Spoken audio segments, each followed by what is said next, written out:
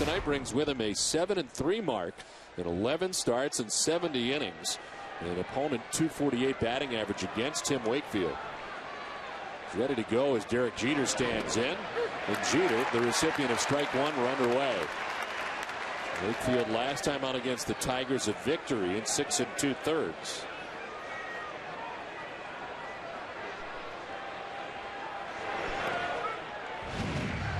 Wakefield has won 3 of the last 4 decisions. And his record all time against New York is 10-17. And I was about to talk to you about that 10-17. As a pitcher, I knew what team gave me trouble. I knew, and Yankees were one of the teams that did. To right field, J.D. Drew is over, and he makes the catch for out number 1.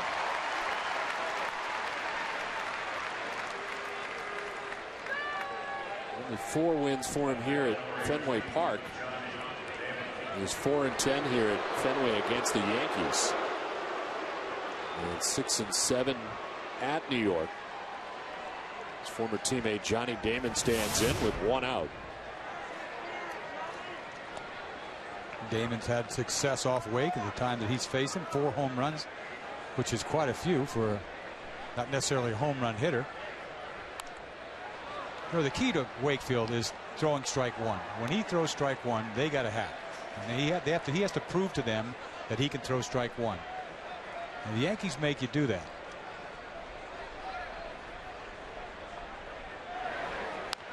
Chopped right side. Youkilis on the backhand. Flips to Wakefield, who covers, and there's 2 down. This is the way the Red Sox align defensively tonight. It's Jason Bay in left, Mark Kotsay in center, J.D. Drew in right, Mike Lowell at third base, and Nick Green at short, Dustin Pedroia at second base, Kevin Youkilis at first, and George Kataris does the catching for Tim Wakefield. Umpiring crew tonight, Jerry Davis has the plate, with James Hoy at first base, C.B. Buckner at second base, and Mike Everett is the umpire at third.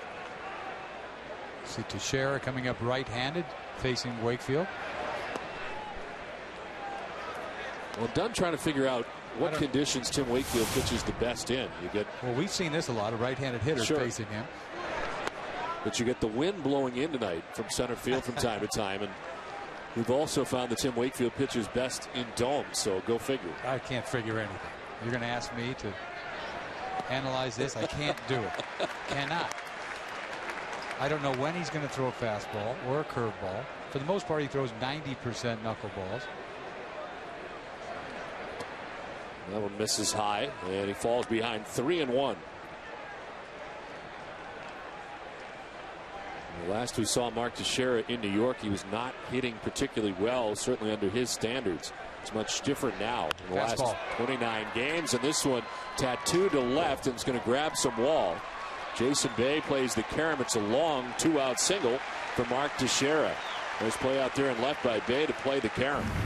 Well, when it gets scary is when a fastball is coming and they know it. 3-1 pitch. He throws a fastball to Teixeira, and he was all over this. And he's lucky this ball is not in the seats, and it's just a base hit off the wall. But you throw a fastball when everybody's looking for it, and he's, you know, Wake has snuck a fastball here and there past guys.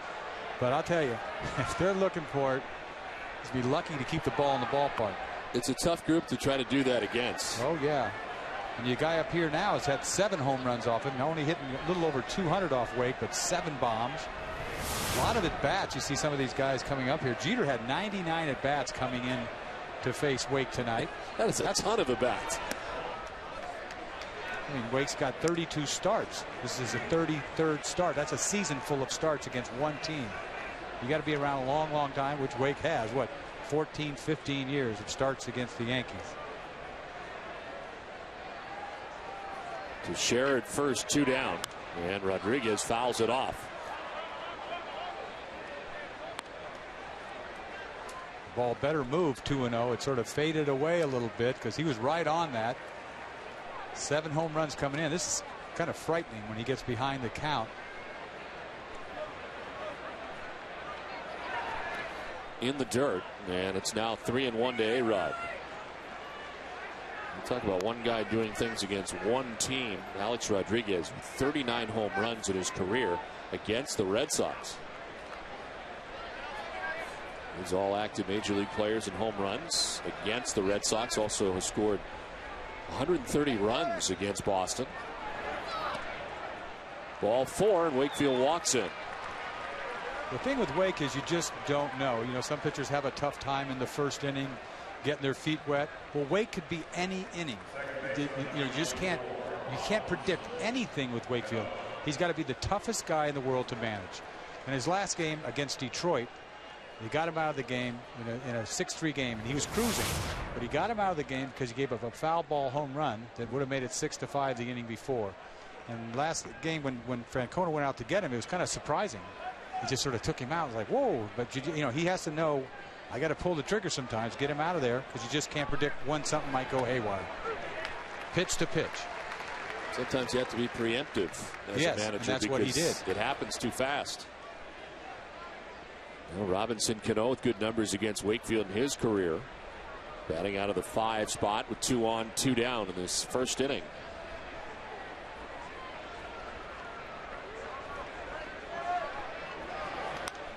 It's jammed and pops it up left side. Mike Lowell calling and catching out number 3. Yankees strand a pair. Red Sox coming up.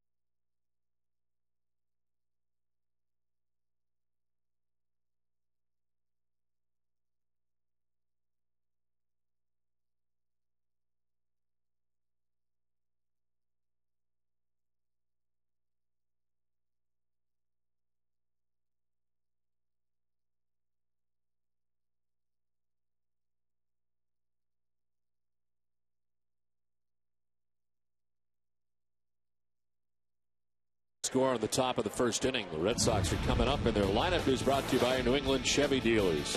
Dustin Pedroia leading it off at second base. J.D. Drew at right field. Kevin Youkilis at first base. Jason Bay at left. Mike Lowell at third base. David Ortiz, the DH, back in that 6th spot. Mark Kotze in center field. Nick Green at shortstop bats 8th. And George Kataris doing the catching to Tim Wakefield. On the mound tonight for New York is Chien-Ming Wang. The Yankees hoping to get back to those 19-win seasons that he was producing in back-to-back years. His 8th game of the year, 5th start. He's 0-3 with a higher run average. And in his last start, a no decision against the Rangers, did not go the minimum to make himself eligible. 4 2/3, and he gave up 5 runs in that outing. They're looking for about 90 pitches from him tonight, as he is still kind of on that pitch count situation, working his way back. Pedroia in on the right side. And it's ball 1. It wasn't that long ago that Wang featured one of the best sinker balls, one of the hardest sinker balls in all the major leagues. For you talked about a couple of years, 19 wins. 1 year second in the balloting for Cy Young behind Santana back in 2006. This guy had it going on for a couple of years and then absolutely hit a wall. Jeter to his left, fields and throws, and there's quickly 1 out here in the bottom of the first inning. Here's how the Yankees line up defensively. Johnny Damon in left, Melky Cabrera in center, Nick Swisher in right. Alex Rodriguez and Derek Jeter make up the left side with Robinson Cano and Mark Teixeira on the right side. Posada doing the catching for Wang. The Yankees are 4th in fielding percentage as they come into tonight's action.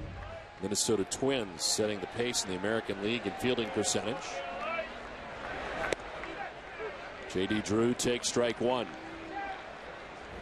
Yeah, the back-to-back 19-win seasons for Wang, 2006 and 2007. In 06 he was 19-6. In 07 he was 19-7. Becoming the first Yankees pitcher to record at least 19 wins in back-to-back years since Tommy John did it. 1979, 1980. Both times though for Tommy John was up over 20 wins, 21 and 22. Strike two to Drew. Now once again he's a guy that had pitch count 90 pitches. They said they'll try to get out of him, but last time out the ball started rising on him after about 3 innings, and that's what you look for, and that's what's been happening to him all year long, especially early on the first 3 games. You almost have to throw that out. I mean, he was so awful. You can't pitch any worse than he did the first 3 starts. I mean, those numbers were incredible. I mean, he gave up like 25 runs in the first 9 innings or something like that. I mean, you got to forget about that. He can't look at his numbers the rest of the year because it'll take him all year to get, respectable. Those first 3 outings against Baltimore, Tampa Bay, and Cleveland, he gave up 7 runs, then 8 runs, then 8 runs. And the longest outing was 3 2/3. So when he gets the ball up, he's just a very average pitcher, but it had a lot to do with injuries. It had to, whether it was the foot or the hip or whatever it was. It had something to do with it, and he's back on his game a little bit. He's just got to get his strength back to where he can pitch 6, 7 innings, and this Yankee rotation will be on time if he can get on time. Ball 4, and he walks J.D. Drew. 1 out walk for Drew. Where available, this telecast can be heard in Spanish by selecting the SAP button on your television remote. Enjoy the game. Well, temperature's a little better than last night. It's 57 degrees here, not raining. In from center field at about 7 miles per hour and cloud covered Fenway Park as we start this game 2 of the 3-game series. Red Sox have a base runner with 1 down, and Kevin Youkilis the batter. The .353 batting average for Youkilis, good for 2nd in the American League, only behind Ichiro Suzuki. Ichiro starting the night at .359. You got to make him get the ball up. Going to have some control trouble. I've seen over the years, even when he was throwing the ball good, the Red Sox had some good swings at him because they made him get it up. He features 90 to 95% sinkers. I mean, you don't have to look for much more than that. You just have to make sure the ball gets up. Easy for me to say. Just make him get the ball up.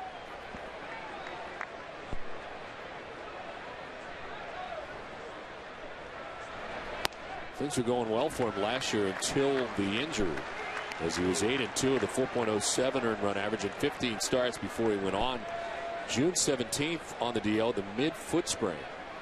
Well, this most recent stint on the disabled list they labeled as muscle weakness, and he missed a total of 2016 games. Of course, had some rehab stints. And check on first, and Drew back to the bag. I'll tell you though, he was nasty coming out of the bullpen. You think about the stuff that he features coming out of the bullpen, it's almost like Masterson, but not with that slider.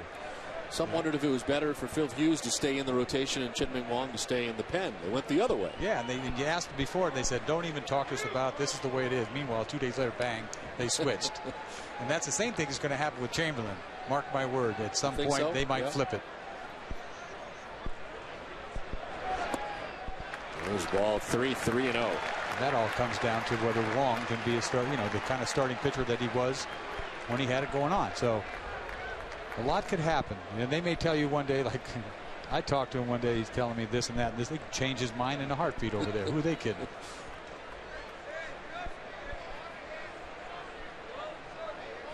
It's 3-0 to Kevin Youkilis.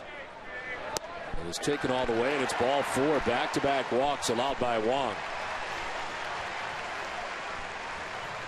Dave Eiland, the pitching coach, coming out already. Oh, he probably knows him as well as anybody. If you know, sinker ball pitcher, big tall guy. When you're that tall, it's hard to really command, I think, to begin with. You know, his best pitch is a ball. If you think about it, best pitch is a ball. If you lay off of his best pitch, you're okay. But it's easier said than done. You know, he gets ahead in the count, you have to swing. One out. Red Sox getting very patient with Wang. Drew walks. Youkilis walks. And here's Jason Bay.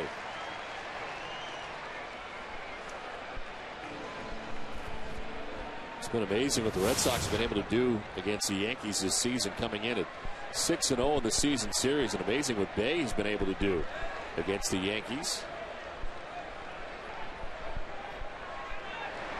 I don't think they don't know what Bay has been doing to them. They're well aware of it.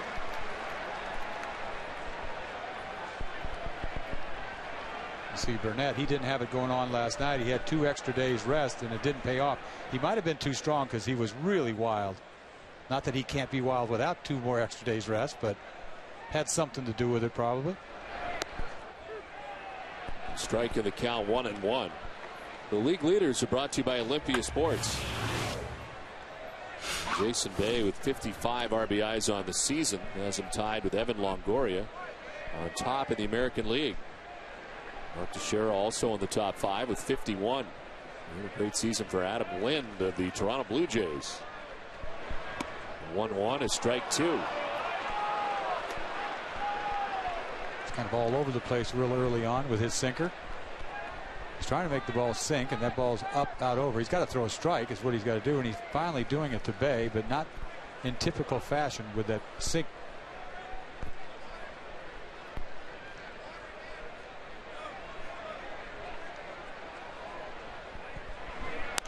There's a little sink, trying to induce a double play. Instead, it gets through into left field.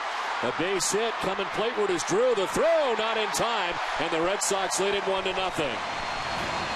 Not hit hard, but well placed, and the Red Sox grab the game's first run. Wang finally throws a decent sinker to Bay on a 1-2 pitch. Bay just sort of ground ball in the hole. Nice placement. You see this ball sinking down low. It's a ball. A-Rod doesn't even attempt it. This ball just happens to be in the perfect spot. You're hoping that Damon's not going to throw him out with his arm. You're not expecting him to have anything on it. Fairly close play at the plate. Damon, you see how shallow he was right there. That's his best gas he features. One hop to the plate, no chance. So Drew scores. Red Sox taking advantage of back-to-back walks in this inning from Wang.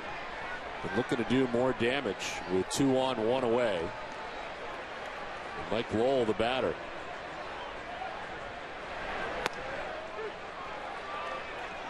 Oh, 296 to start the night. With 9 homers and 38 runs batted in.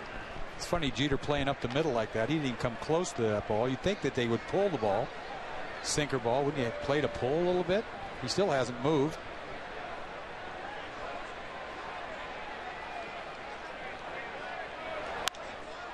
Fly ball to shallow center. Melky Cabrera, late break, but he's got time to recover. And he makes the catch for the second out of the inning. 2 outs, and David Ortiz making his way to the plate.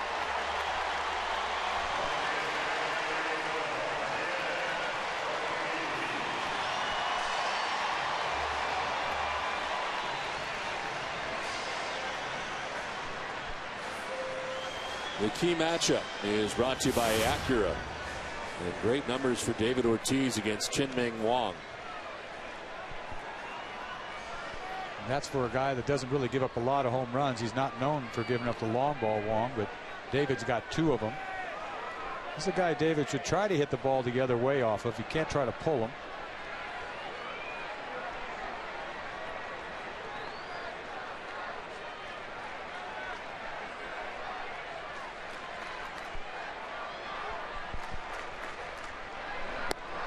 Ortiz takes ball 1. Of course, hoping to continue more of this. The home run to straightaway center field off A.J. Burnett. His 2nd home run of the homestand.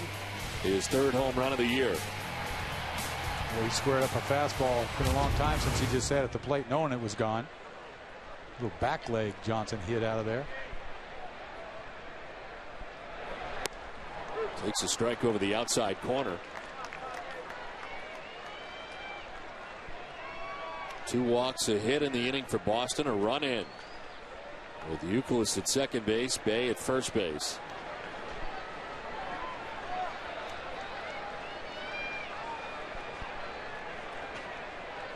Pitch 21 of this first inning for Wang. And it's in tight to Big Poppy. 2-1.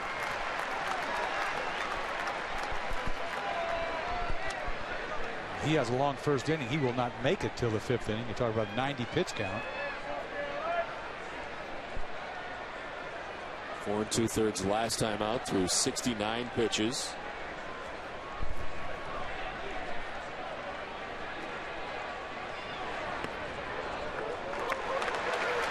Ball 3 looked like a pretty good pitch as Wang's looking in.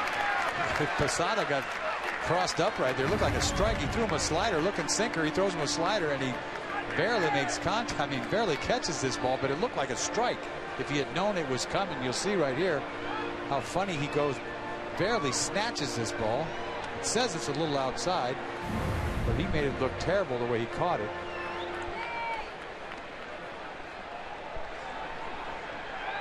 Input umpires Jerry Davis tonight. He is the crew chief.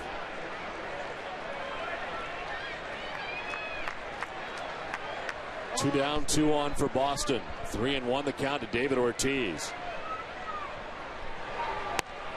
Ball 4, 3rd walk of the inning allowed by Wang.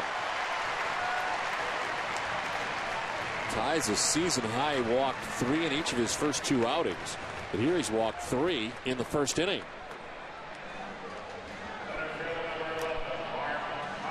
So the Red Sox have him loaded for Mark Kotsay. Goes without saying he doesn't know where he's throwing the ball. I mean, one ball's going one way, one's going the other.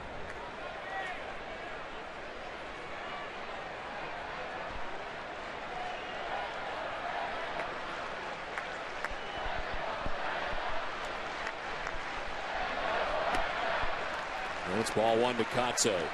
Mark played in last night's game, was 1 for 3 in the first game of this series. And of course had his first home run in a Red Sox uniform over the weekend against the Texas Rangers. His 3 grand slams to his credit in his career.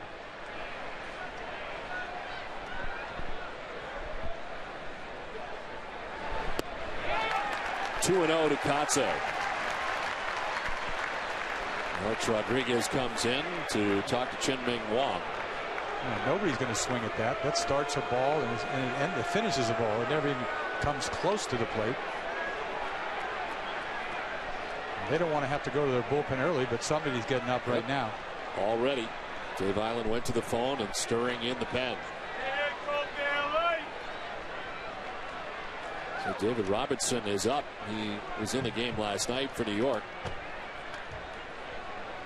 Didn't get much last night from A.J. Burnett. And they were into that pen early. Brett Tomko was able to eat up some innings for him last night. Well, this is awful. You're talking about walking 3 guys this inning and on his way to walking in a run. Bases filled with Red Sox, 2 down. The 3-0 pitch to Mark Kotsay. There's a strike, 3-1.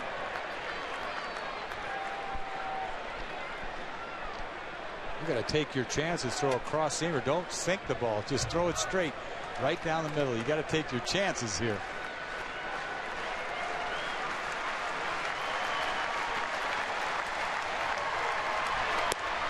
There's a strike, full count now, 94. Well, he's lucky the umpire gave him this pitch right here. It's probably a strike in the lower part of the zone, but inside corner. 3-1 pitch for a strike. Everybody's running.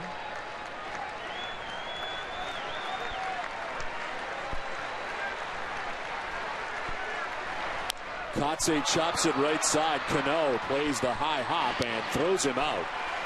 Out of the inning with minimal damage is Wang. It's 1-0 Red Sox.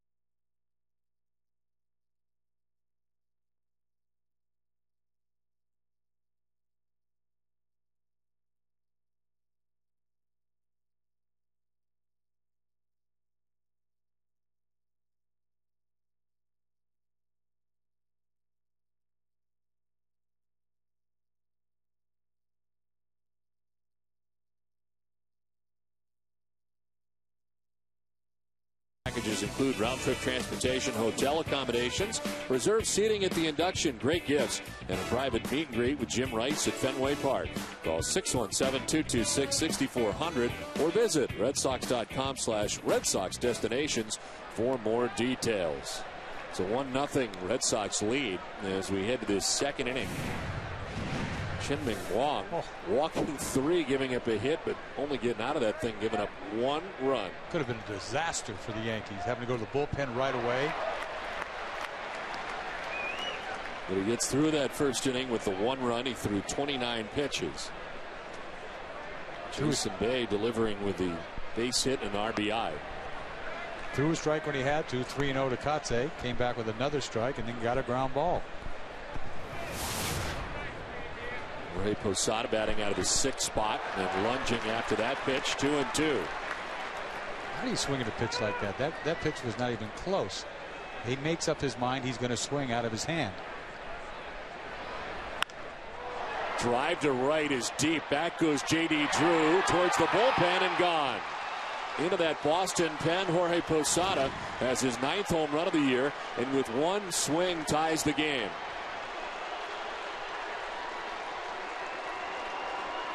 He too has faced Wakefield a number of times. That was his 64th plate appearance against Wakefield, his 4th home run off Wake. Looked funny the pitch before, and he gets a ball out over the plate right here, puts a nice swing on this ball. I didn't know if it was going to get out of here or not because he didn't hit it high enough, but it makes it, clears the bullpen wall. 6 home runs allowed by Wakefield on the season now. And here's Hideki Matsui, who hits one sharply towards the gap in left center field. That's down to the track in the wall. Katse back to play it. Matsui into second base with a double.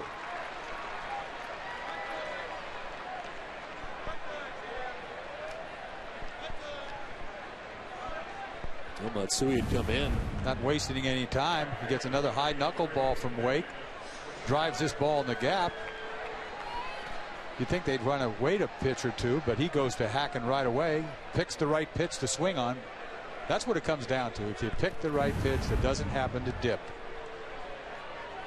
There's no rhyme or reason. You just sort of pick the right one that didn't dip. Well, Matsui had been 0 for 16 coming into tonight's game, but a double here in the second inning. Now Nick Swisher batting out of the 8th spot. Takes strike 1. You see Swisher batting right-handed also. Switch hitter batting right-handed against Wake. Don't tell me why they do that. Tries the bunt bid down the first baseline. Wakefield will flip to first, not in time. Swisher able to beat it out. Looked like he beat the throw. Excuse me. Looked like he didn't beat the throw, but maybe he was not on the bag. We'll find out. James Hoy, the first base umpire, is going to receive a visit from Terry Francona. Well, Wake looked like he was in trouble. He threw him a changeup. I guess if he's not touching the bag, if he's touching the bag, he is out. That's a bad call right there because it looks like Youkilis has got the bag. Ball beats the runner, clearly beats the runner, unless his foot is not on the bag. And if it, to me, it looked like he stuffed his toenails under the bag. Does this look like this? Yes. He's touching the bag? Clearly he's out. Surprised Wake didn't argue, excuse me, Youkilis didn't argue more on that. He's the only one that knows. Ruled a hit now, 4-4 New York. And it's first and third, nobody out. Chance here for Melky Cabrera batting out of the number 9 spot. 6 home runs and 23 runs batted in.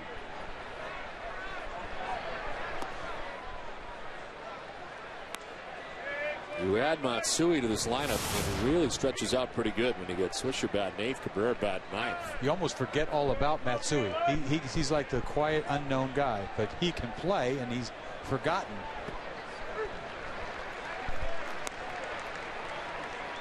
I think he clogs it up a little bit for them. I think they would like him to have played more left field, but since he hurt his leg, he just DHs all the time, and I think that's a problem for them. You saw Brett Gardner playing the game last night as he started in center field. Tonight it's Melky Cabrera in center, Damon in left. His number is very good against Tim Wakefield.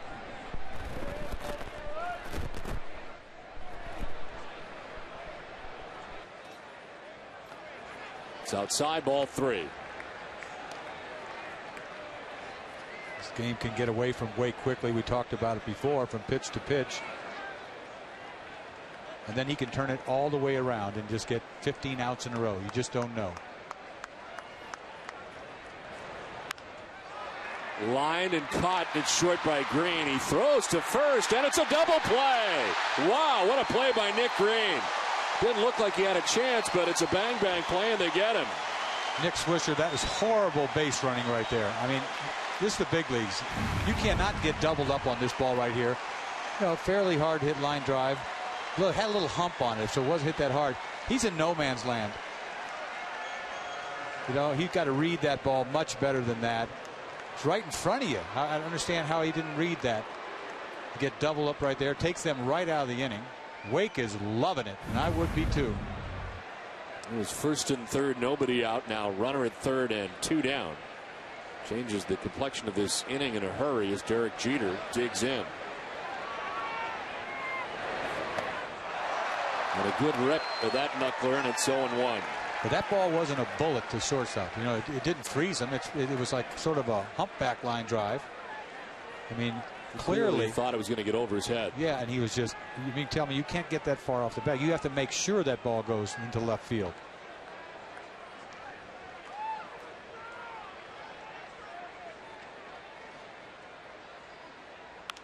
And Jeter hits a fly ball to shallow center. In comes Kotze. And Wakefield out of a jam here. He does give up the home run to Posada. We're tied up 1-1.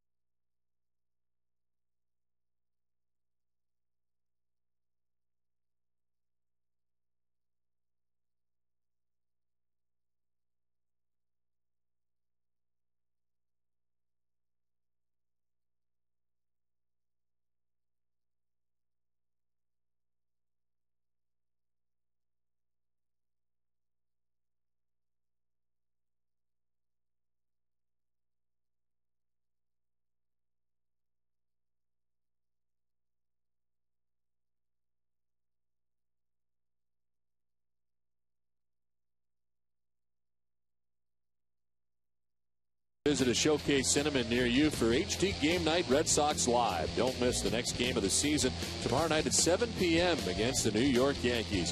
Visit NESN.com for more information and a list of participating theaters.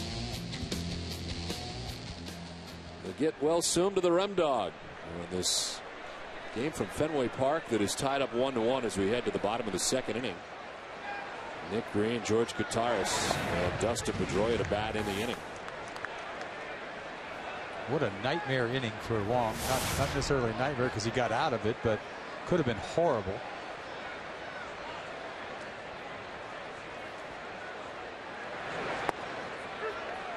Green quickly down on the count, 0-2. Wang back to throwing strikes. He threw 29 pitches in the first inning, walked 3, gave up a base hit and a run, but it could have been a great deal worse.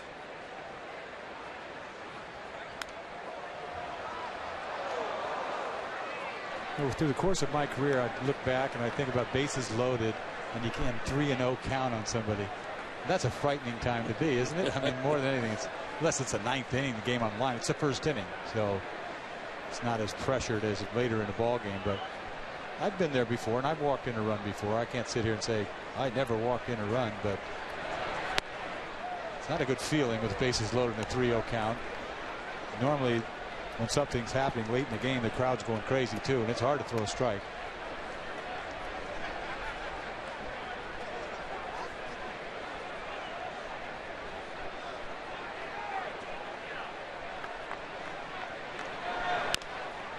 Shot back up over the mound. Wang can't get it, and Cano can do nothing with it.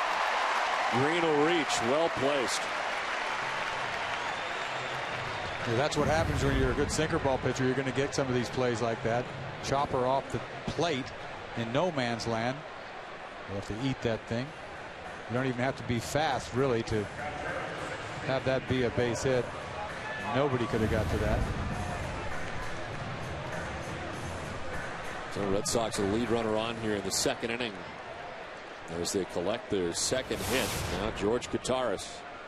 So it's a 188 batting average, still looking for his first major league home run, and has 5 runs batted in.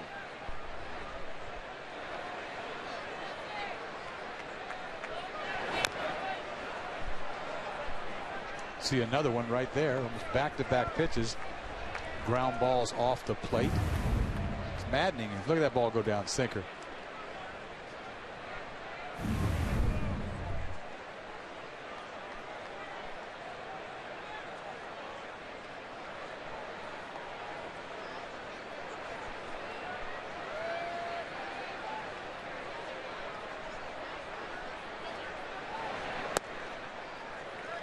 One and one to Kataris.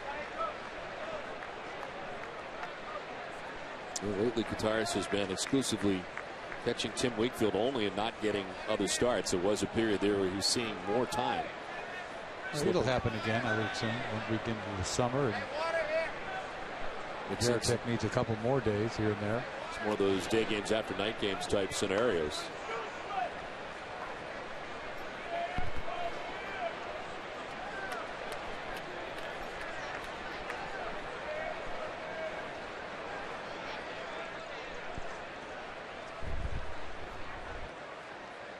One and one to Kataris. And it's ball 2, 2-1. The Red Sox leading the American League in on-base percentage at .357. Red Sox now third in the AL in slugging percentage at .450. And overall with a .271 average, that's good for 5th in the American League.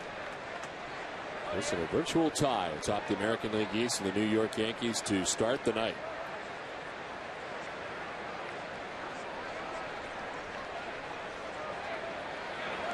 Skips in, picked on the backhand by Posada, and it's 3-1 to the number 9 man, Kataris. Wang so conscious of wanting to keep the ball down that it's getting a little crazy here. Got to mix in a strike occasionally just to stay in shape, to stay in this league.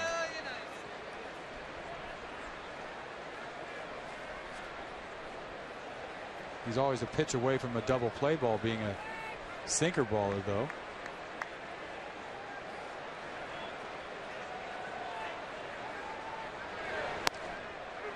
It was a strike. Kataris thought he had ball 4, but it's a full count instead.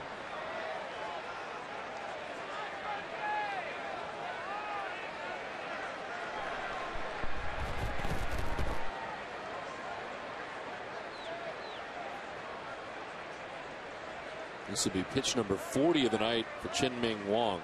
Nobody out here in the second inning. Runner goes, and Kataris swings away. Sends it out towards deep right center field. It is in for a hit to the track on the wall. Green, who is off with the pitch, will score the go-ahead run. Kataris knocks it in. Red Sox lead it 2-1.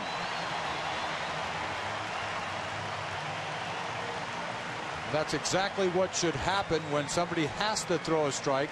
Can't throw that nasty sinker anymore. 3-2 pitch to Kataris, center cut. He knows what to do with it. Hits this ball right center field gap.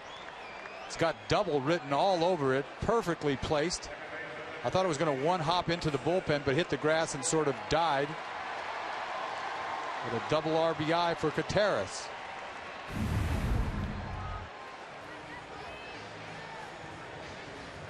It's got to feel good to get a knock first time up. At second base, nobody out. Second time through now for the Red Sox against Wang. Dustin Pedroia grounded out to the shortstop first time up. Shows bunt, takes ball one.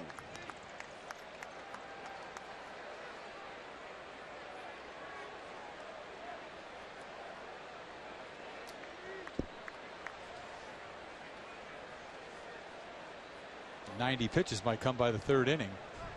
He's at 41 right now.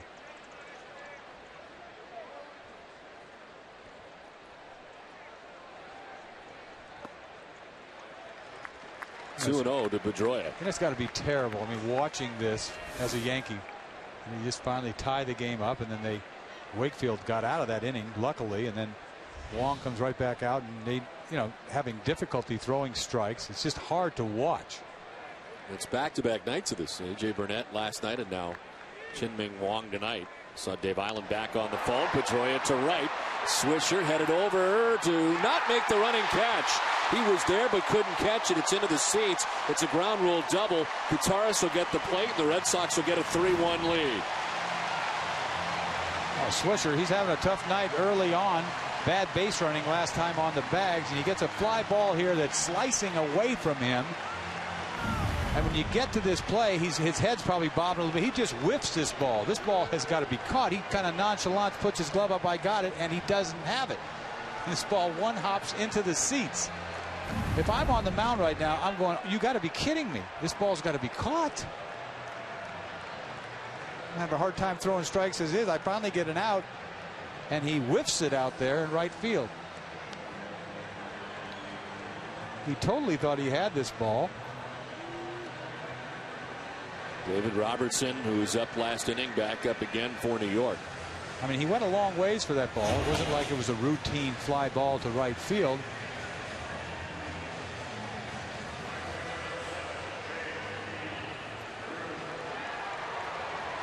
Well, for every game that goes into extra innings or the Red Sox earn a save, CVS Pharmacy will donate $500 to Children's Hospital Boston. CVS Pharmacy is the official pharmacy of the Boston Red Sox. Dustin Pedroia at second base, nobody out in this bottom of the second inning. Red Sox on top 3-1. And it's ball one to J.D. Drew, who walked his first time up. The Yankees are going to think to themselves, what do we got to do to win a game? They're down, have lost 6 games in a row to the Red Sox, and you see how the game's gone so far. I guess it could have been worse in the first inning. Could have been a nuclear inning in the first inning. A couple of tough breaks for Wang this inning. Shot down the first base line. Drew will apply, or have the tag applied to him. Is on to third base goes Pedroia. One down in the inning.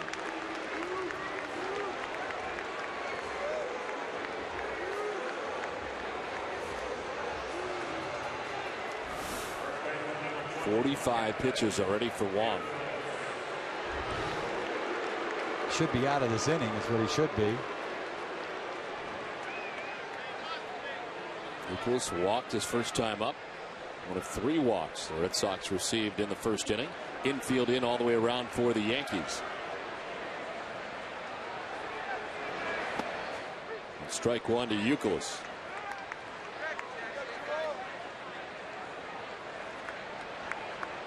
Second only to Ichiro in the American League.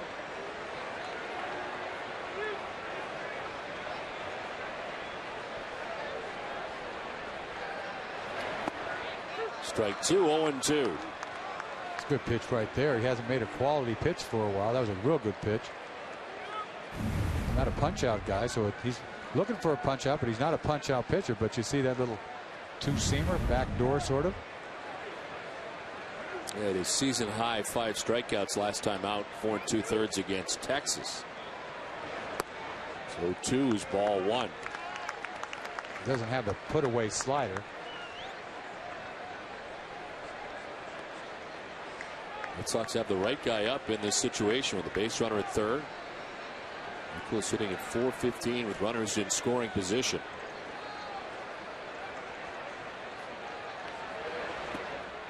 Not tantalizing enough, and it's 2-2. Not even close with that slider. You almost put that slider out of your mind. Back to trying to make him get that sinker up a little bit.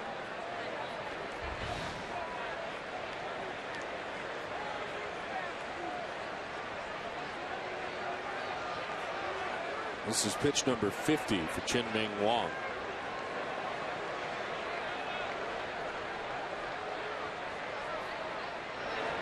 Youkilis wraps it hard and foul.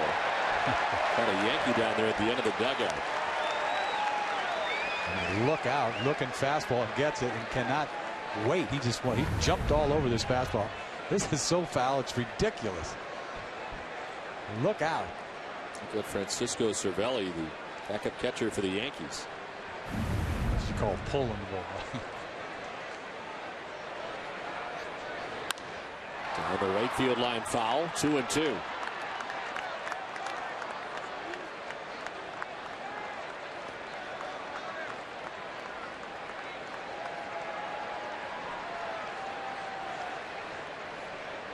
Really hasn't got a pitch of striking him out with is what the problem is for Wang. You're hoping he beats it into the ground, a sinker.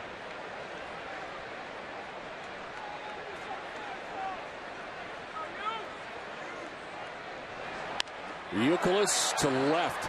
Damon down the line as it makes its way foul. And Johnny went as far as he could, but back into the seats and will do it again with a count of 2-2.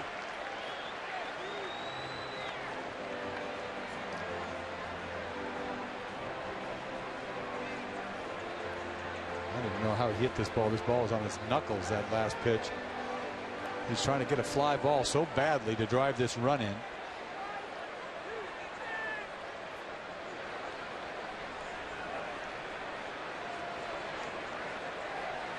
Pedroia at third base with one out here in the Boston second inning. 2 runs already in.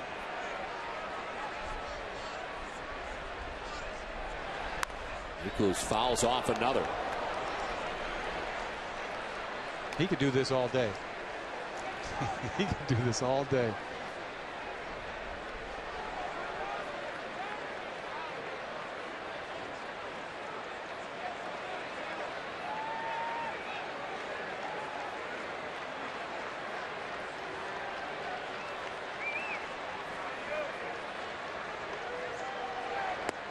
Finally, Wang gets Youkilis to strike out. First K for Wang, 2 down in the inning. Well, he got Youkilis in a swing mode. He was swinging at everything out of his hand. He finally throws him slider down and away. We don't see Youkilis swinging too many balls like that.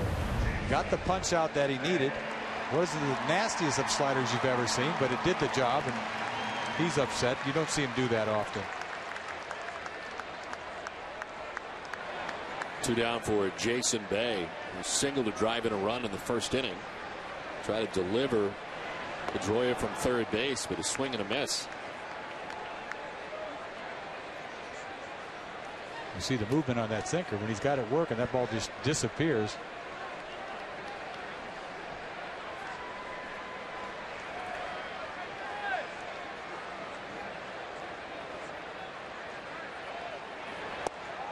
It's 0-2. These balls are just beating him, going straight down. You see the movement on that. You see how tough he could be when he's got that sinker. It almost starts as a strike and ends up a ball. He hasn't thrown too many pitches like that. Oh, Wang thought he had him. So did a lot of the other Yankees, taking a step towards the dugout. See this breaking ball. I think this ball is outside. Looks good though because he catches it there, but he's set up outside.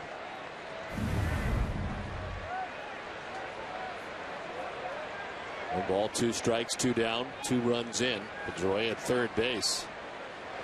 And Bay strikes out. Wang kind of finding his bearings there at the end of the inning. Red Sox get 2 runs and lead it 3-1.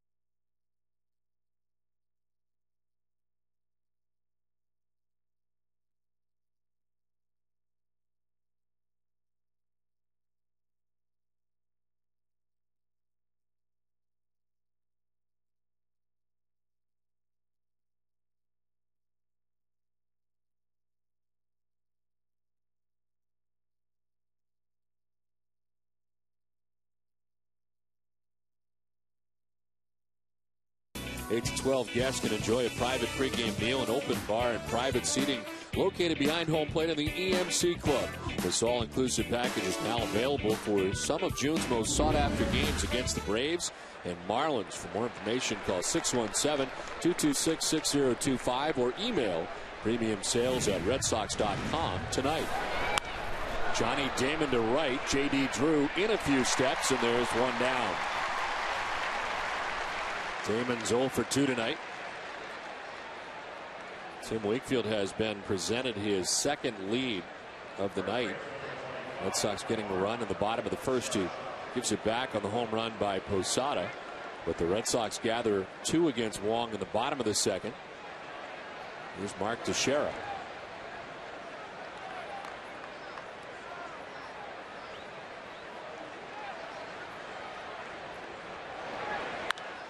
High fly ball to deep left, sending Bay back onto the track at the wall. And it's off the scoreboard. The carom played by Kotze, but Teixeira to second base with his second hit of the night. This one's a double. Got a 3-1 fastball the first time up from Wake. You don't see it very often. He gets a knuckleball this time, and he just skies this ball. He missed it. I mean, because if he hits this ball good, it's way out of here. And you see Bay at the wall. That ball just barely hit the wall and almost at the 6th inning sign. That is an out anywhere in the United States except here. Is it not? You're right. I mean, anywhere. The wall giveth and the wall taketh away. One out to share at second base. A-Rod lifts it in the air to short right. J.D. Drew making his way in towards the line. And he makes the catch for out number 2. No advance for Teixeira.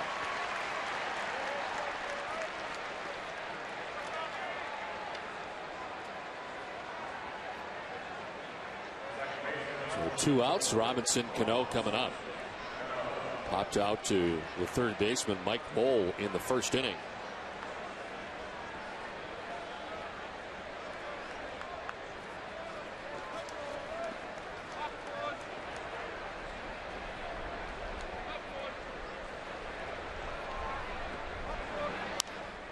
Fly ball to right center field. Kotze doesn't see it right away, now does, and puts it away.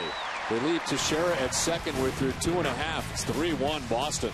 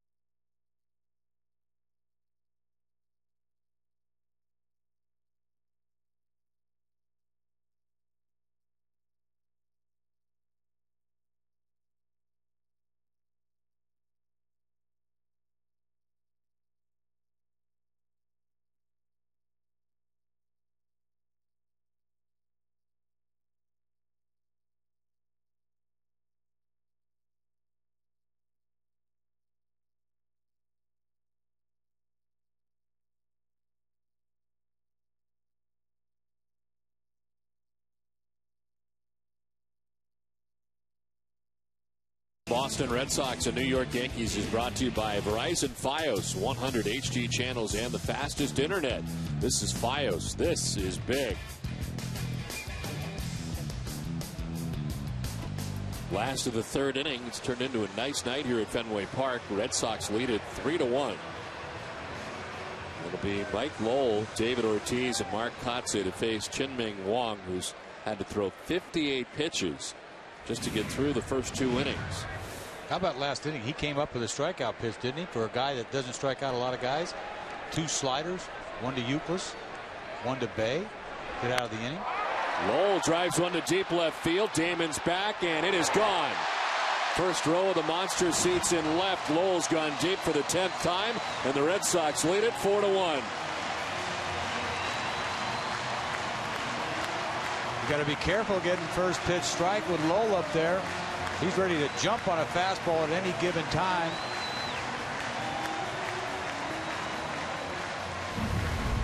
You see this sinker right here. Belt high, up, out, over.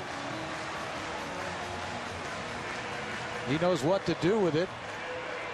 Barely gets into the first row over the monster there. You see Lowell, he's been throwing a home run out there every so often, doesn't he? He just been so consistent all year, hanging around 300, his average.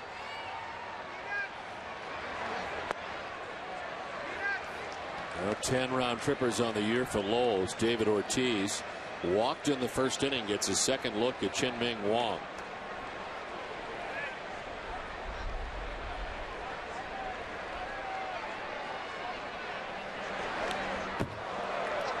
Well, Hess is a proud sponsor of the Red Sox and the Red Sox on Nesson.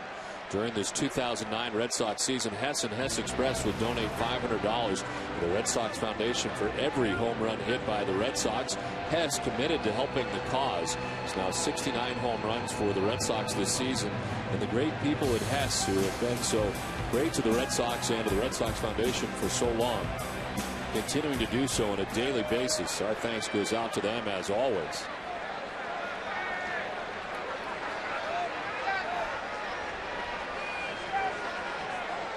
A 2-0 to Ortiz, and a ground ball foul, 2-1.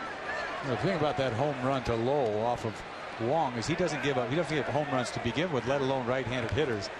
In fact, the last start he had against the Rangers, he gave up a home run to Nelson Cruz and hadn't given up a home run to a right-handed hitter in like a year and a half. So it doesn't happen. But it looked easy, didn't it? It just did. It looked easy. You just throw it right down the middle. And how could he not done this more often?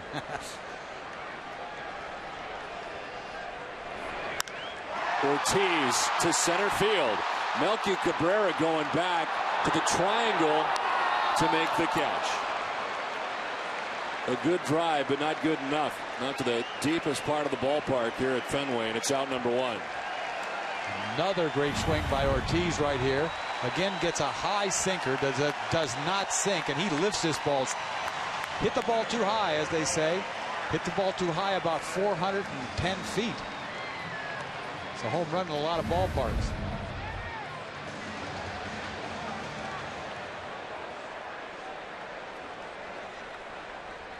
Wang getting that fastball up. You see what happens when he's getting to 63 pitches. He's getting a little tired. When you're throwing 30 pitches an inning, you get tired fast. You're out there too long. Kotsay back up the middle into center field, a base hit. A 1-out single for Mark Kotsay. He's been swinging the bat well. He's not long for this game. Wang is not long for this game. Robertson back up. That is not Robertson this time. Well, this time it's the guy that they put in the pen Hughes. For Wang. Phil Hughes is up in the pen. It made sense that he would piggyback in here in case he does not go long, although they've had Robertson up the last 2 innings. It's got to be difficult for Hughes to go to the bullpen and try to get ready. You know, after you've been starting all year, they've got to give him time. It's not like a regular guy probably takes him 10, 15, 20 pitches. He probably needs more like 40. I was going to ask you that as a guy who has done it in the past, how big a deal that is, because we saw Masterson do it and do it successfully. Even this year has gone back and forth. I think it just takes time. When I first went out there, I thought, oh, I'm not ready. I'm not ready. I'm not ready. And then finally, after you've done it for a while, it's like, hey, guess what? It's not going to get any better than this. Let's go. This is what I've got. This is all you got. Let's go. It's a confidence thing. I said, I'm not ready. I'm not ready. That's not a good enough breaking ball. After a while, I said 5, 10 throws. I'm ready. Because the adrenaline kicks in when you get out there anyway. Or you're hoping.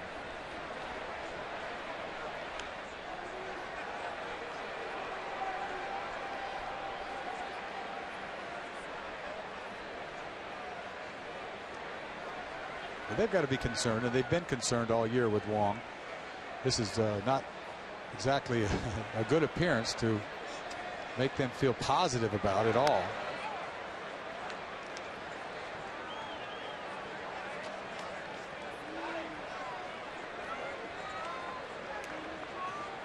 Well, Mike Lowell, the leadoff home run to begin this bottom of the third inning. Red Sox have scored in every inning, a run in the first, 2 in the second, 1 so far here in the third. And a 1-1 pitch to Nick Green.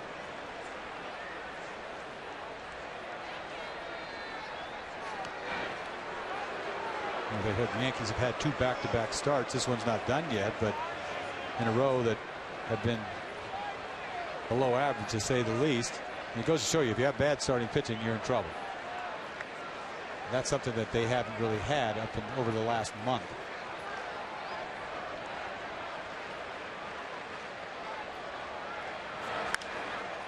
Down the right field line, over his Swisher towards the pole, and that ball is a foul ball.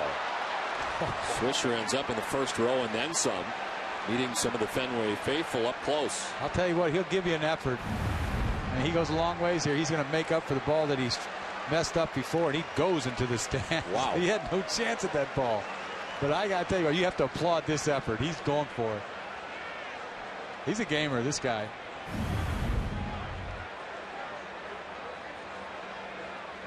And he plays hard. He really does. Got to give him credit. He plays different positions every night. You saw him in left field last night. Then he has to go over to right field. It's not easy to do. Can't be. I see a ball cutting this side way, that in right field, and just the opposite the other way. It's easy to see how that could happen to him. Green fouls off another. More pitches for Chien-Ming Wang.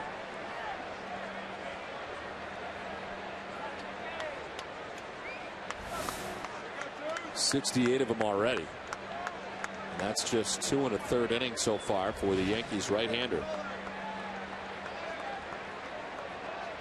Kotze at first, 1 out.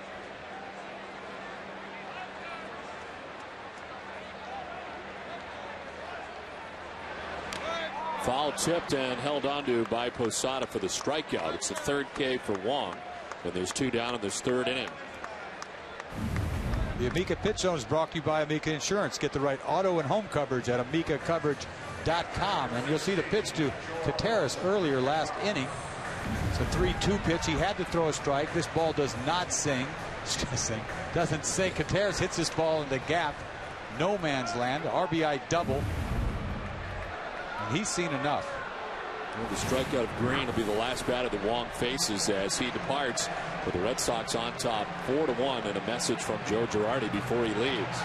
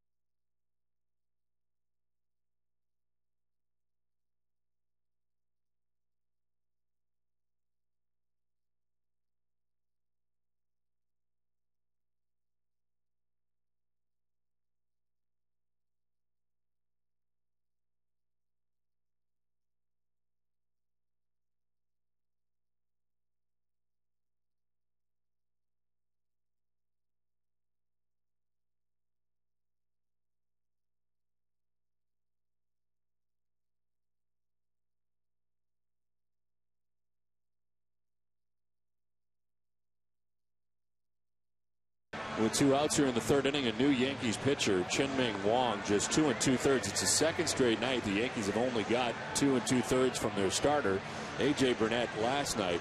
Chien-Ming Wang tonight, and 69 pitches in those 2 2/3. His call to the bullpen is brought to you by New England Ford dealers, and Phil Hughes out of that pen for the Yankees. This is what they did with Phil Hughes. They flip-flopped and had Wang take his start. He had a couple starts he pitched pretty well, and then one mediocre one, and he found himself in the bullpen because they thought this guy might be able to do a job late in the game for Brian Bruni, who's on the DL. But you see him early in the game right now. This could be an ongoing thing for the Yankees, not knowing which way to go with either Hughes or Wang. Here's George Kataris with 2 outs and Mark Kotsay at first base.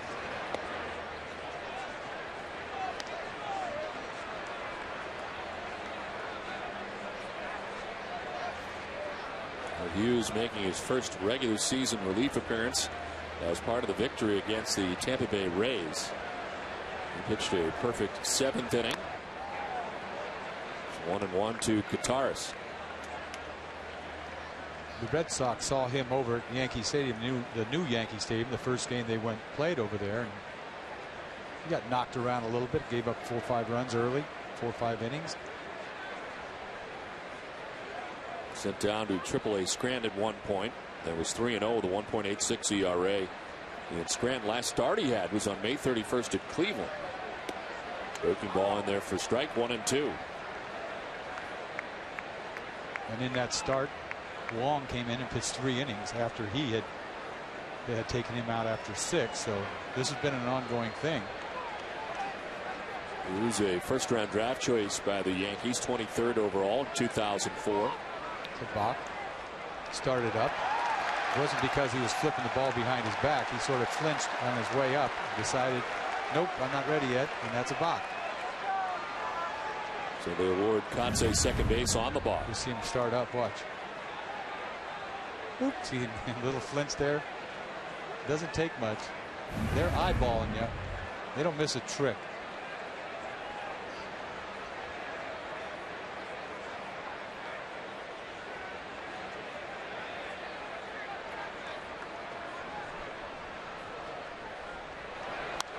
Tars fights it off foul. 94 there from Phil Hughes.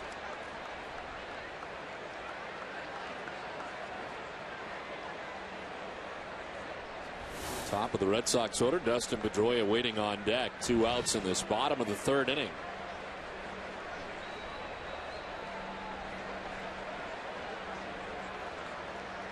Play for Kataris to pull Melky Cabrera out into right center. Big gap in left center. And it's a fly ball foul off to the left.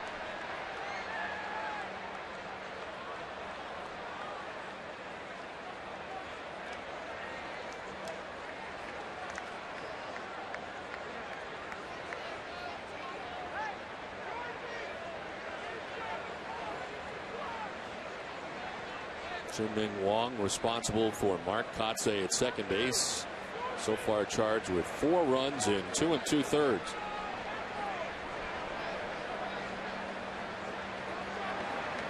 Breaking ball, and it strikes out Kataris. Mike Lowell hits a home run to begin this bottom of the 3rd inning. Red Sox lead it 4-1.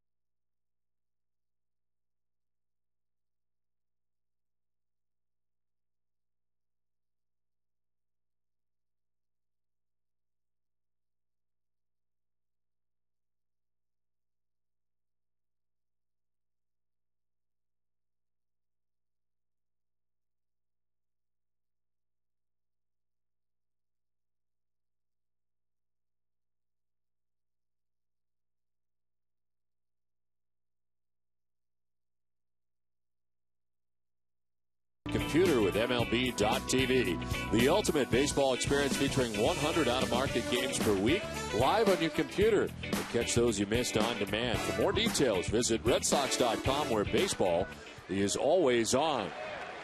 And Tim Wakefield back on the mound here for the fourth inning. Gave up a solo home run to Jorge Posada. Wakefield bounces off the mound like a cat, doesn't he? His 0-1 is fouled off by Posada. Will be followed by Matsui and Swisher here in the fourth inning. The Yankees got impatient last inning, swinging at a lot of first pitches for the last 2 outs.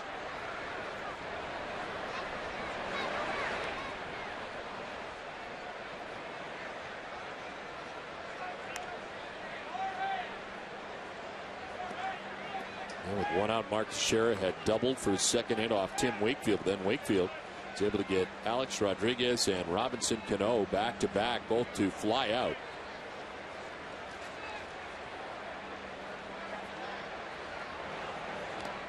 Swing and a miss. Wakefield picks up his first K of the night. It's Posada. And there's 1 out here in the fourth inning.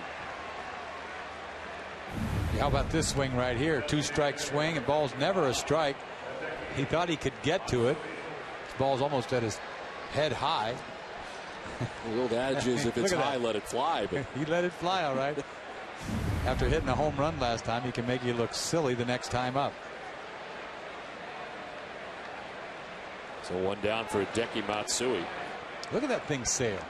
Took off. I mean, it could come right and hit you in the face.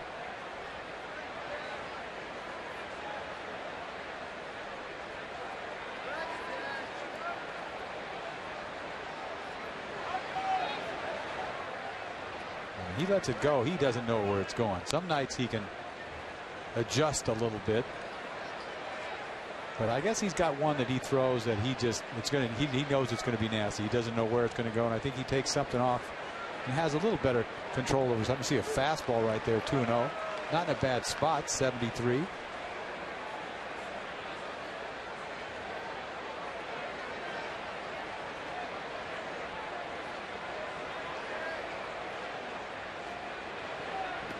Swing and a miss, and it's 2-2.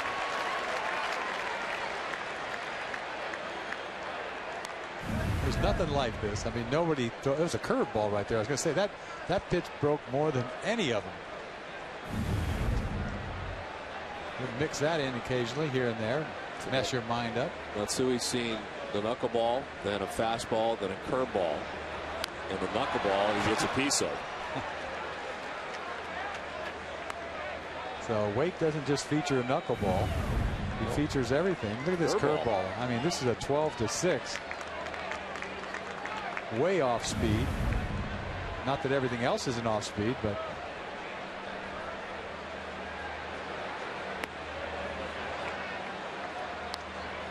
see if he goes back to a fastball here at 3-2 because he doesn't want to walk him.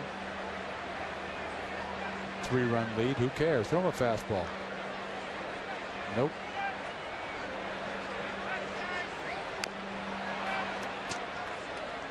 '50th pitch of the night for Tim Wakefield. A full count to Hideki Matsui, 1 out. And Swisher waits on deck as the Yankees bat here in the top half of the fourth inning. Fastball. How about a fastball? Yep. This is up top with it for ball 4. If you can believe it, he overthrew his fastball right there, which is hard to say when. That's why he didn't throw a strike with it, but. It's time now for the Coors Light freeze cam. And Dustin Pedroia sends one down the right field line. Nick Swisher had it lined up, it appeared, but couldn't make the catch. The ground rule double ruled, and the Red Sox get a run. Coors Light freeze cam brought to you by Frost Brewed Coors Light, the world's most refreshing beer. Here's Nick Swisher with 1 out and 1 on in this fourth inning. Swisher takes strike 1. Swisher laid down that bunt last time, pushed it down the first base line. Looked like he was out, but as it turns out, Youkilis was not on the bag, which we thought he was.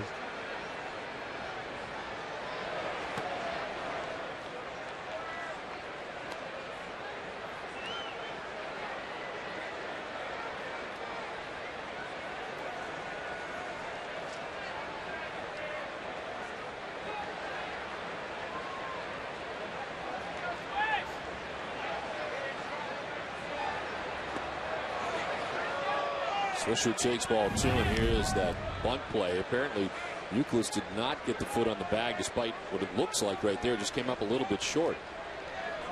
Well, there would have been a major argument. We didn't have much of one. Goes to show you that he probably didn't touch the bag.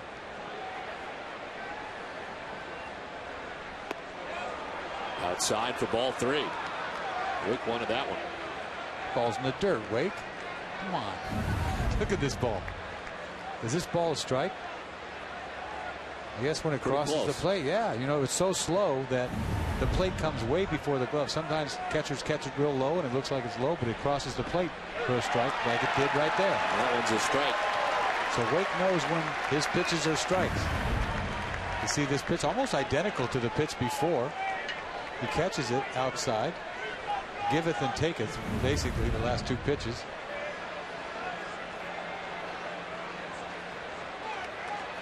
He struck out Posada to begin the inning. He walks Matsui, who's at first. A 3-2 pitch to Nick Swisher.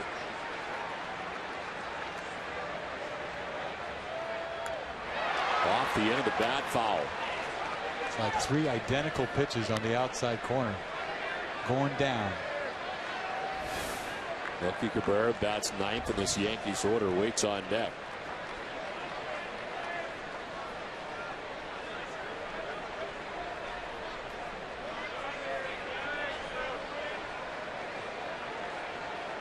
A little fastball. He's going to try to sneak by him here. Doesn't do it. Hasn't got command of his fastball tonight. Well, this copyrighted telecast is presented by authority of the Boston Red Sox, may not be reproduced or retransmitted in any form. The accounts and descriptions of this game may not be disseminated without the express written consent of the Boston Red Sox. A great look at Boston tonight as the rain has subsided here for the moment. It's beautiful. Red Sox and Yankees inside Fenway Park, and Boston on top 4-1. The Yankees threatening here in the 4th inning with 2 on and 1 out.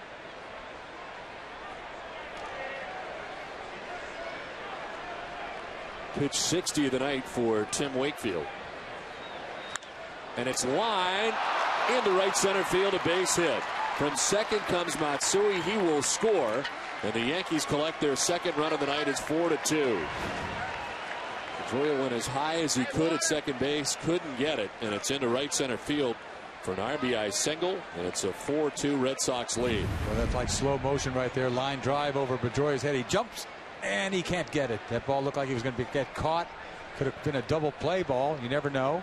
Meanwhile, it's a base hit RBI for Cabrera. Just didn't get up high enough. So John Farrell to the mound to talk to Wakefield. The Yankees get a run back. Bottom of the order's been pretty productive tonight. They've been on base 5 times, the last 3 hitters for the Yankees. You know, Wake walked 2 guys this inning. You haven't seen that for a while. His last start in Detroit, he walked nobody. And it took him till the 4th inning tonight. So he hadn't walked anybody in close to 10 innings, which is a good thing. When Wake doesn't walk people, he usually has success.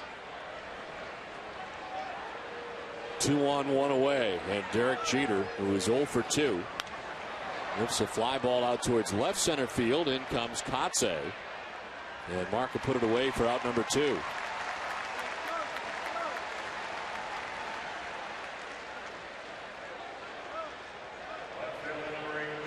So 2 down, and Johnny Damon making his way to the plate. Seems like the guys who are swinging at that first pitch against Tim Wakefield are doing Tim Wakefield a favor. They really are. Last couple innings. Based on the results for Alex Rodriguez and Robinson Cano, and most recently Derek Jeter. Damon takes, and he takes ball 1.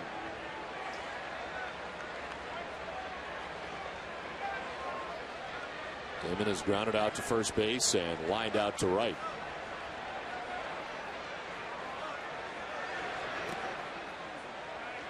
Guitars couldn't find it right away, but the Yankees can't take advantage. It's been a difficult start for Wakefield tonight. You see him, these knuckleballs, one good one, one bad one.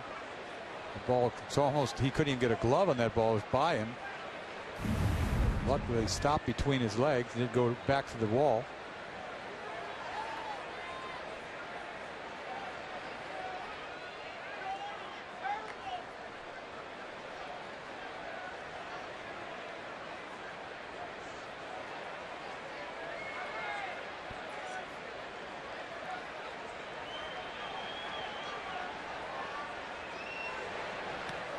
Ball 3-0. Can't seem to find it all of a sudden, not even close.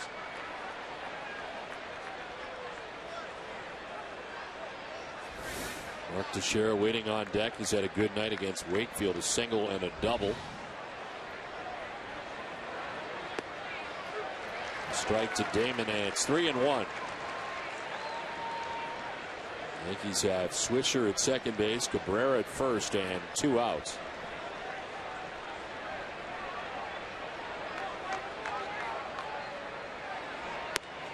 Another strike, and it's a full count. Another fastball. The umpire gave it to him a little way, I thought. 2 back-to-back fastballs. You see this pitch? I looked away when I saw where he caught it. It was.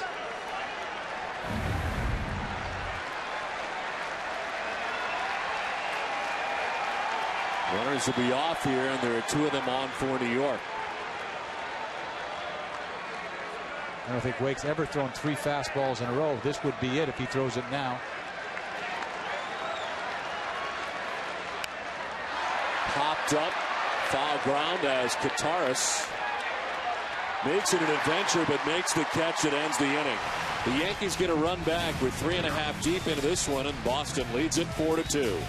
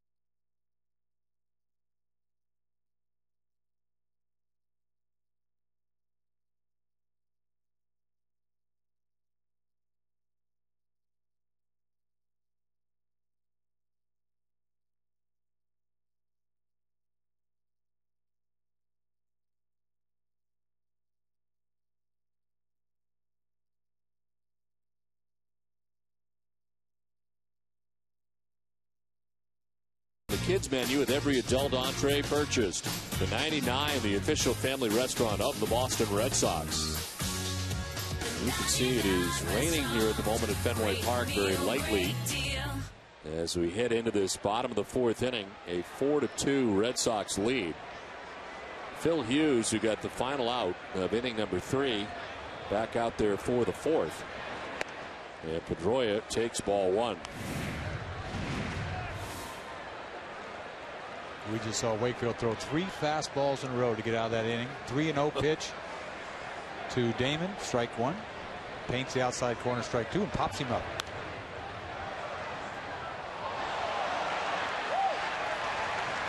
Pedroia batting for the 3rd time. First 2 times against Chien-Ming Wang. As you see the rain falling here at Fenway Park. Last night it was like that all night.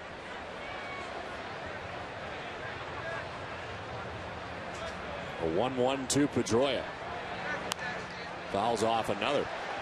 And it's 1-2.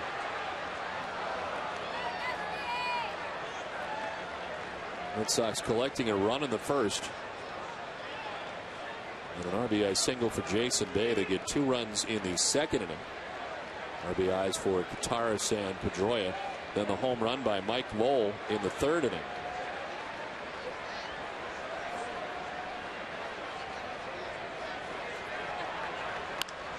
Down the right field line and foul.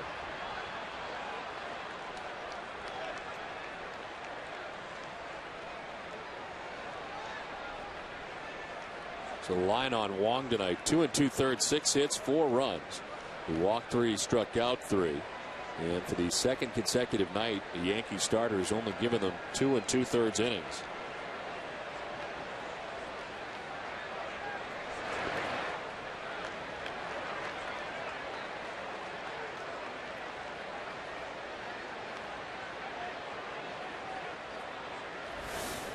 It's Pedroia, then Drew and Youkilis here in the 4th inning.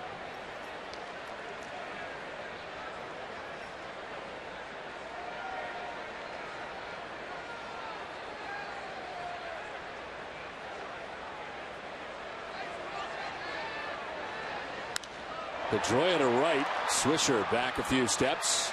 And he makes the catch for the first out here in the bottom of the 4th inning. Let's check in with Heidi Watney. Don, Jacoby Ellsbury is not in the lineup for a 2nd straight night. He is still nursing that sore right shoulder. He injured it during the game on Sunday. He was examined on Monday, and Terry Francona said there's no structural damage to the shoulder. They're hoping he's going to be able to play tomorrow. He did go out and run around a bit during batting practice to test the shoulder. Don?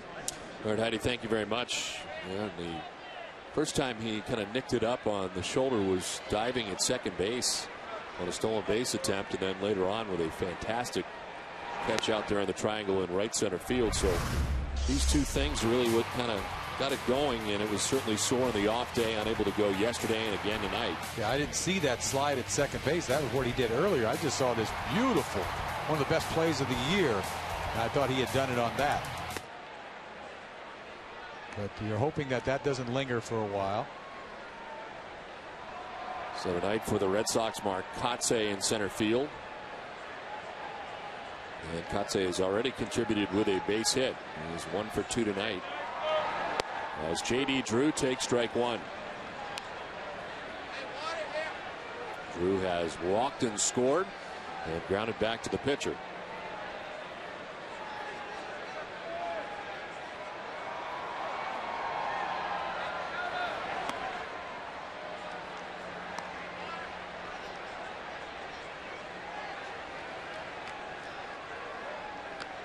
Red Sox with a win last night. They're 6th in a row against the Yankees this season. 6-0 in a season series in which they both split last year in the 18-game series. Both teams with 9.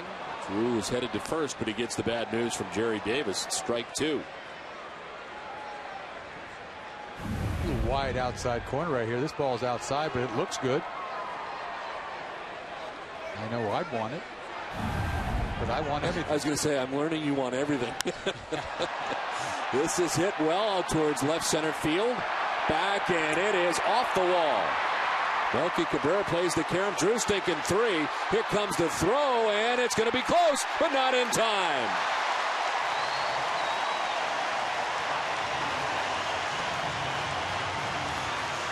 Melky Cabrera, he played this ball off the boards. He knew right away this ball was going to hit the wall.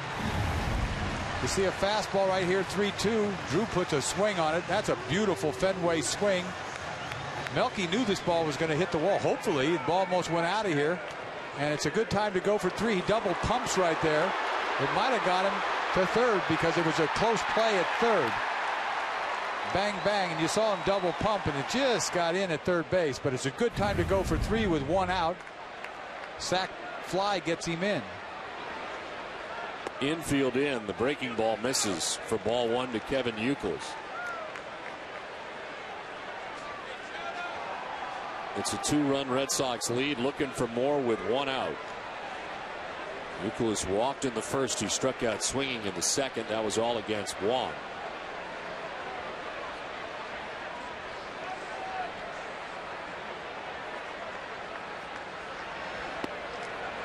Two and 0.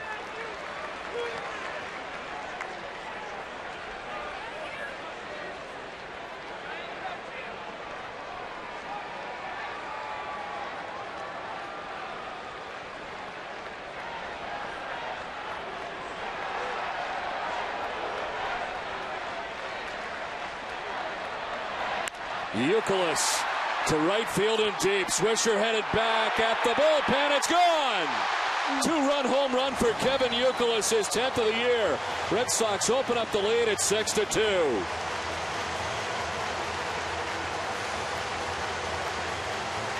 Look at this opposite field power by Kevin Youkilis. Looking for a sacrifice fly with a man on third. Gets a 2-0 pitch from Hughes. Fastball. That's a sacrifice fly, all right. This ball is way back. Look at the look on his eyes. This ball is crushed into the Red Sox bullpen. That is some serious power to right center by Kevin Youkilis. 29 home runs last year. He might surpass that this year.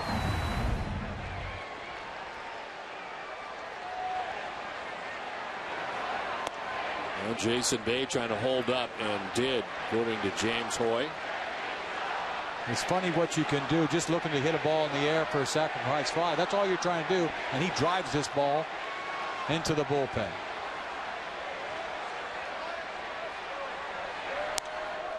In tight to Bay, and it's 2-0.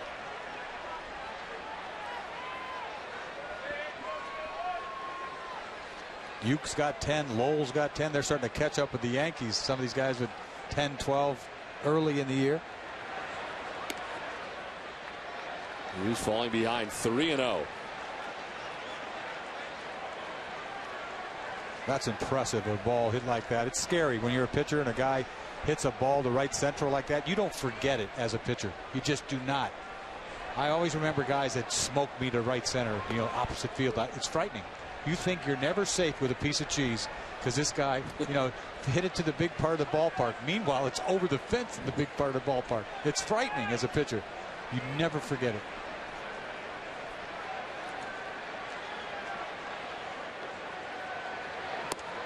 Swing and a miss for Bay, and it's a full count. Home run for Youkilis, his first in 24 at bats.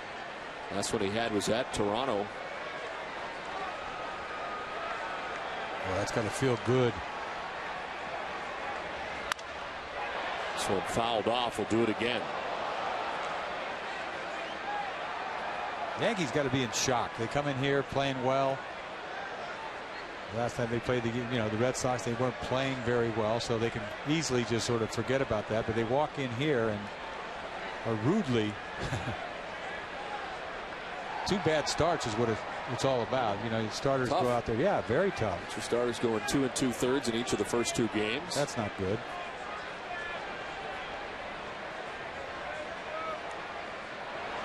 Bay strikes out, knew it, and takes with him the second strikeout for Phil Hughes. It's out number 2 of the inning. 3-2 breaking ball. Not a real good breaking ball, but a strike, and he knows it. It didn't break a lot, but that's probably why it's right down the middle, because it didn't break a lot.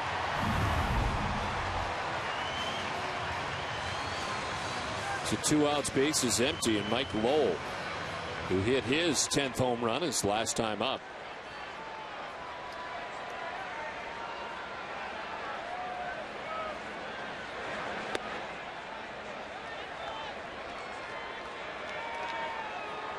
Red Sox showing off their power tonight.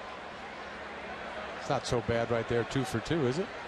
Oh, he makes it a home run. Think Phil Hughes knows that too? Sure he does. I guarantee he does. On the ground on the third baseline, A-Rod, deep third. With a throw and plenty of time to get Lowell. A 2-run home run for Kevin Youkilis. And now a 6-2 lead for the Red Sox.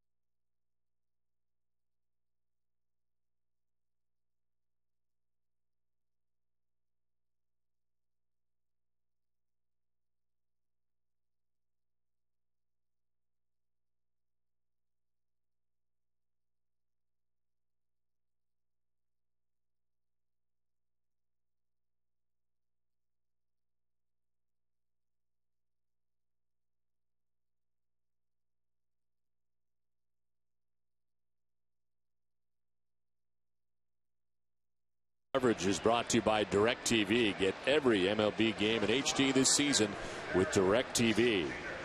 Some fantastic pictures high above Boston tonight. In this middle game of the 3-game series between the Red Sox and the Yankees takes us to the top half of the 5th inning. Thanks to a 2-run home run by Kevin Youkilis, the Red Sox enjoy a 6-2 advantage. They've scored in every inning off Yankees pitching. Mark Teixeira leads it off here for New York in the 5th. Teixeira, Rodriguez, and Cano. Hit hard and a fair ball down the left field line. Mark Teixeira with his 3rd hit of the night. So he gets around down there in the corner, but it's going to be a double anyway as Jason Bay gathers it back on the track. It's a single and 2 doubles now for Mark Teixeira. He hit a good knuckleball right here. This ball goes down. It's starting to go down and down, down. Hits the ball right down the left field line. Just fair for his 3rd hit of the night. 2 doubles. A double easy standing up. Caroms off the wall.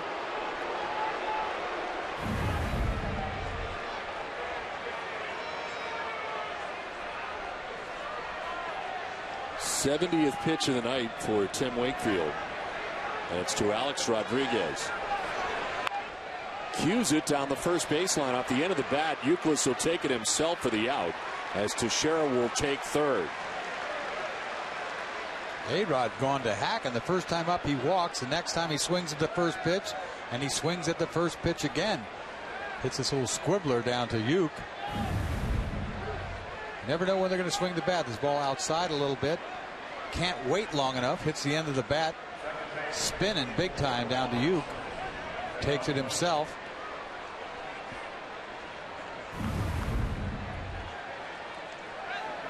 Patient the first time up, and from then on he's hacking. 1 out to Teixeira at 3rd base, and here's Robinson Cano. Popped out to 3rd base in the 1st, flied out to center in the 3rd inning. One of those games for Wake tonight. Luckily he's getting some run support. He's on the ropes last inning. You never know what would have happened if he had walked Johnny Damon, but ended up getting him out after falling behind 3-0.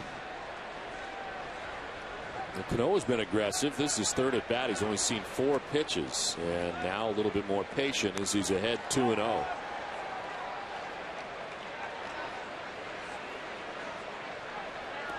Leadoff double for Mark Teixeira. He's at 3rd base with 1 out here in the 5th. Chopped right side. Pedroia plays it. Throws out Cano, but in the backdoor from third comes Teixeira for the third Yankees run of the night. And it's now 6-3 Boston, 2 down. You can have a run for an out at this point. Wake will take it.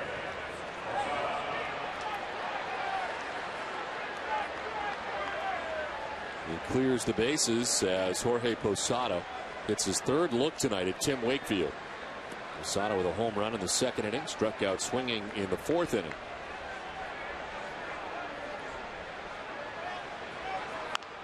Off the end of the bat, back to the mound again. Wakefield fields and throws. Wraps it up here in the top half of the fifth. Yankees get a run. It's 6-3 Boston.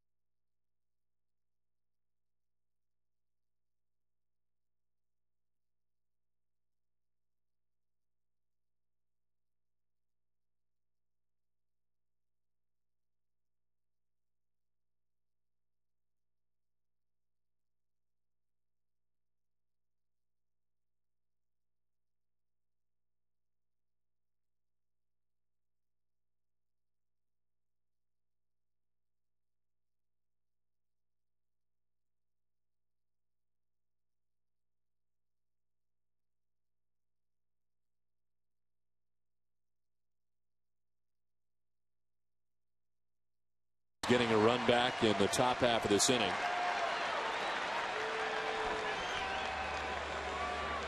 Jack Welch. Jack Welch and Dick Ebersol. Right. Along with John Henry.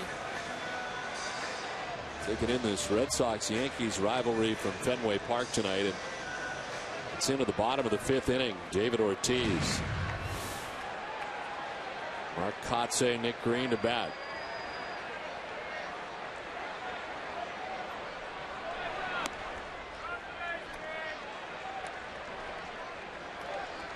Ortiz walked in the first inning, flied out deeply to the triangle in center field in the third inning.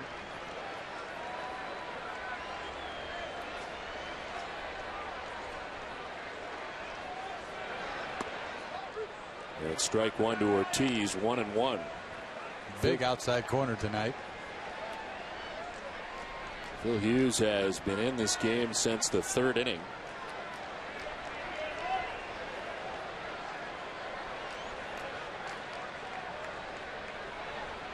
Breaking ball that misses away, 2-1.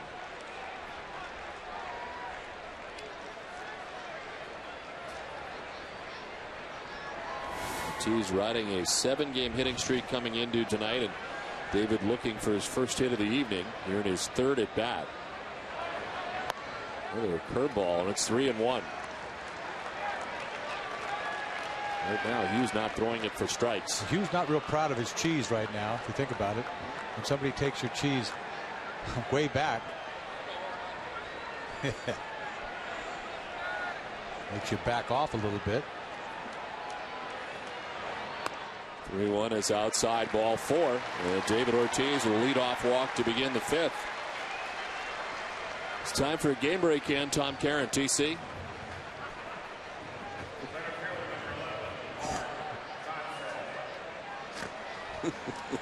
Take it, Chief.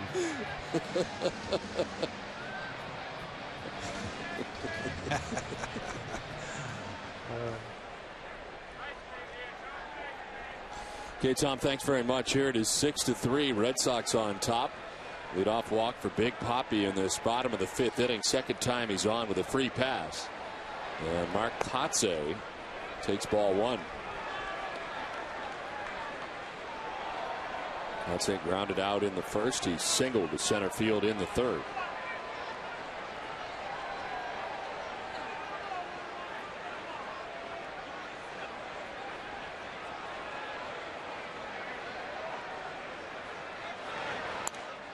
Fouls it off to even the count at 1-1.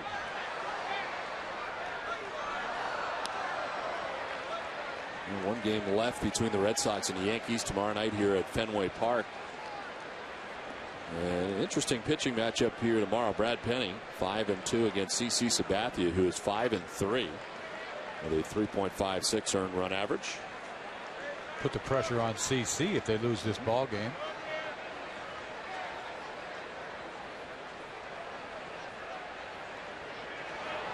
You sure don't want to come into Fenway Park and get swept. You do not, especially 5-0 going in. We already had that happen earlier this season. And then in a 2-game series at Yankee Stadium. Tied at the top of the American League East to begin the night. Yankees came in here with a 1-game lead. On the corner for strike 2, 2-2. That sometimes that's a ball, sometimes that's a strike. You never really know. Because this is clearly a ball. Called it a strike here. You just never really know.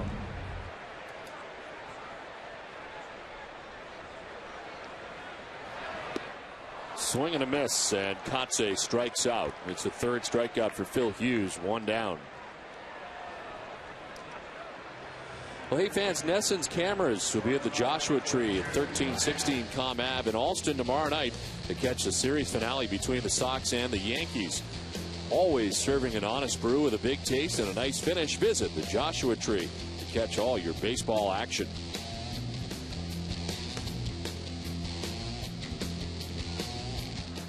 One out here in the bottom of the 5th inning. Nick Green, the batter, and he swings through strike 1.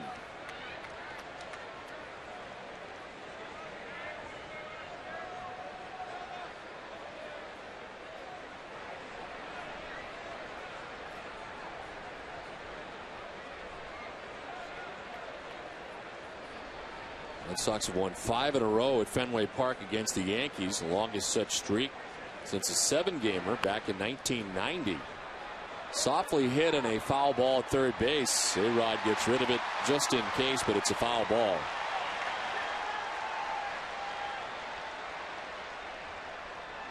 Alex, who was charged with an error last night here at Fenway Park, was out here today at about 2 o'clock taking all kinds of ground balls out there for the better part of an hour today. Yeah, you don't need to take ground balls because he made an error last night, because it was just a routine play. It could happen to anybody. Just couldn't get the handle on it. But it goes to show you how hard he works. That was my point. I mean, he's a guy that, you know, every time you see him, whether it be at Yankee Stadium, whether it be here at Fenway Park, he is out early virtually every day working at his craft incredibly hard. Every great player I played with worked hard. There's no easy way out. You don't just, you know, you're not just a great player because you have the tools. You have to work hard. Swing and a miss. Nick Green strikes out. It's back-to-back Ks for Phil Hughes. 2 down. See a fastball, live fastball from Phil Hughes. Throws the ball right by Nick Green, who loves the fastball. He's retired 4 of the last 5 batters. He's got 2 outs here in the 5th, and George Kataris double to drive in a run in the 2nd. He struck out swinging in the 3rd inning.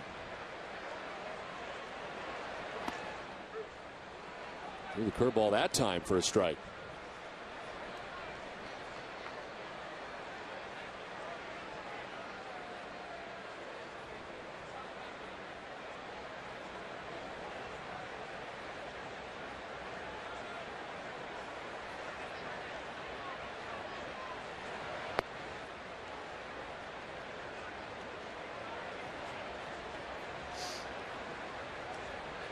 It's the kind of game that seems like it's 10-3, not 6-3.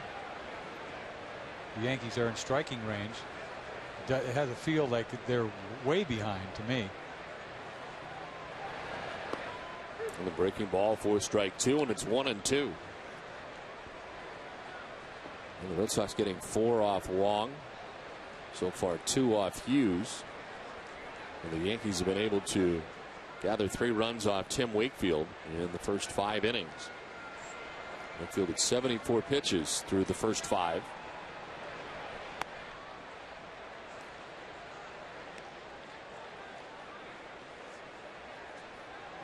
This game's got bullpen written all over it. Maybe 3 innings of the bullpen.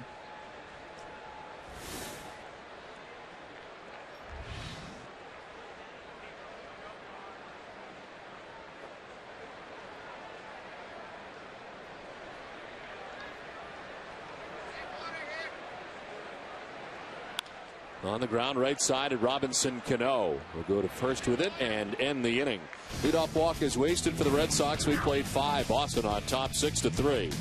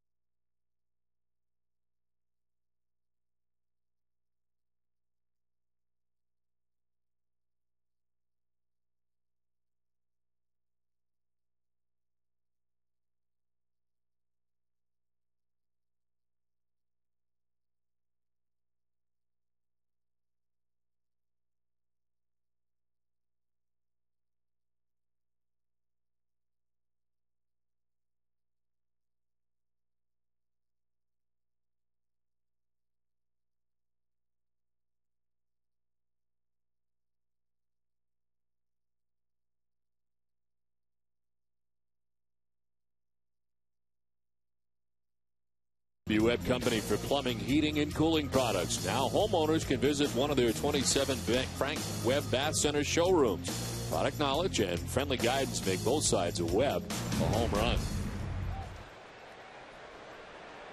Well, 6th inning action from Fenway Park. Tim Wakefield back on the mound. It's Hideki Matsui, Nick Swisher, and Melky Cabrera to bat here in the 6th inning.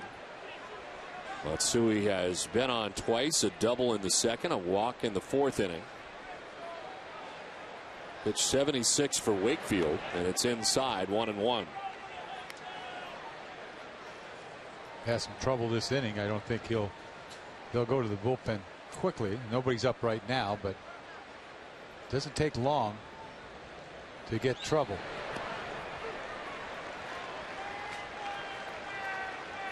Wakefield had a 6 2/3 effort last time out at Detroit, a victory, and has won 3 of the last 4 decisions. Has 7 victories coming into tonight's action. To center field and a base hit for Matsui. Over his Kotze to play it, but a leadoff single for Matsui on for the 3rd time tonight. We're here at Fenway Park in Boston. Don Orsillo, Dennis Eckersley, and Heidi Watney bringing you Boston Red Sox baseball in high definition and Adobe Digital 5.1 surround sound on NESN. 6-3, the Red Sox on top, nobody out here in the top half of the 6th inning. And Nick Swisher to bat with Hideki Matsui at first base and nobody out. Ramirez in the bullpen. First action that we have seen in the Red Sox pen tonight. And it is Ramon Ramirez. He never knows when he's going to come into a game. You're talking 6th inning right here. He's been in the 8th inning. More times in the 8th than anything else. Last night he came in, got a double play ball. Got to be careful how you use him. I think he's been in quite a few ball games already.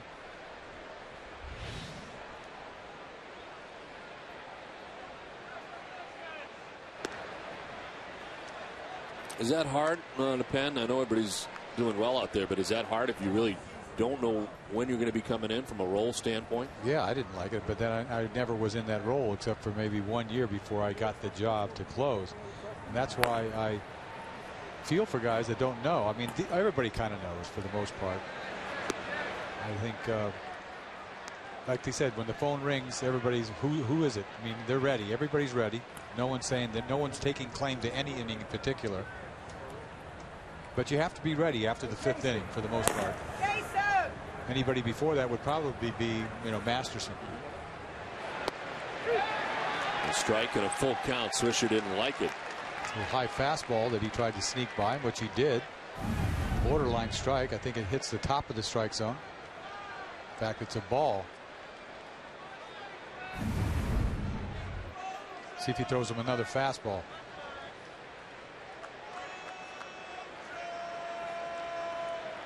Nope.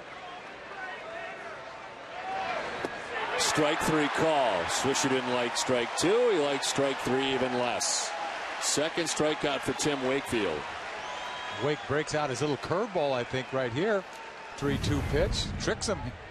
Little overhand curveball. Takes a lot off. Drops it. Little drop in for strike 3. That's Ever new. heard that? Yeah. No, that's new.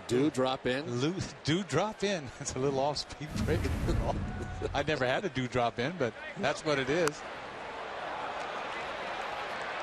In right field, and it'll drop in the glove of J.D. Drew for the second out of the inning. You got more stuff that you're waiting to break out every night. That just came out of nowhere. You're making it up as you go? That's right. No. It's in there somewhere. It just happened to spit out. 2 down. Hideki Matsui at first base, and the top of the Yankees order coming up, Derek Jeter.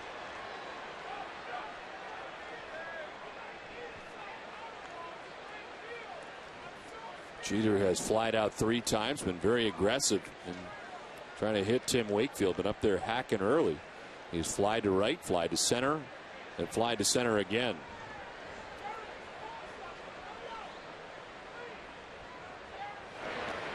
Wake has come up with some big pitches tonight. In fact, the last 2 innings, you saw, I talked about it earlier about Damon. Had him 3-0 last inning, got him out, and really that's a big at bat right there for Swisher. I mean, if he walks him there, now you're thinking, what are they going to do? They could go to the bullpen. So a little Houdini piece tonight with Wake. His 1-0 is outside, 2-0. He's kind of been on the verge a few times, you think, of getting into some trouble, but each time he's getting out of it with minimal damage. And he got away with a couple fastballs. You see him break out the curveball just in time on a 3-2 pitch. He's falling behind here, 2-0, as a ground ball off the bat of Jeter is at Pedroia. A bobble and a flip to get the out that ends the inning. The Red Sox lead it 6-3.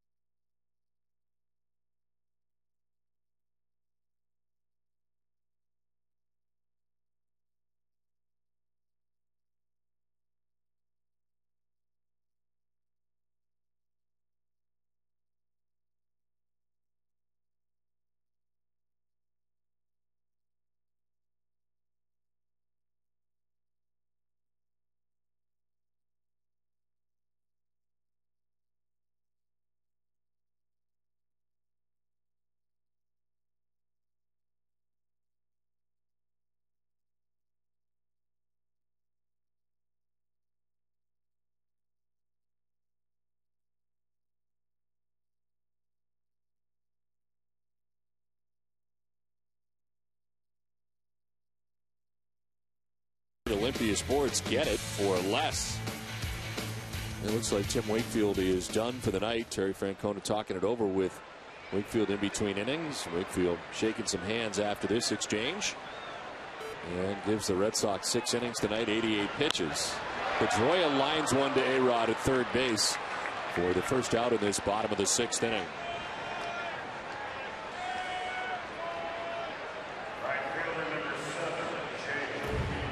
It's time now to bring you up to speed with the AT&T Rapid Rewind.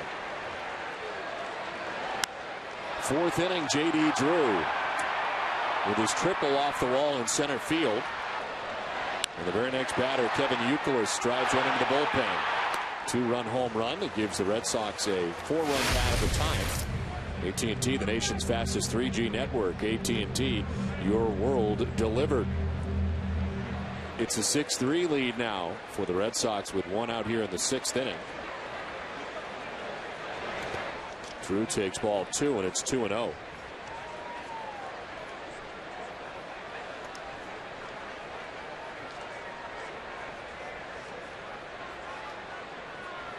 JD with that triple you just saw. Prior to that, a walk and a ground out.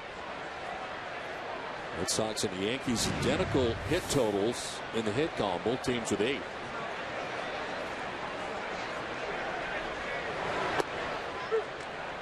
And Phil Hughes tonight giving Joe Girardi some innings, as Brett Tomko did that last night after A.J. Burnett left after 2 2/3.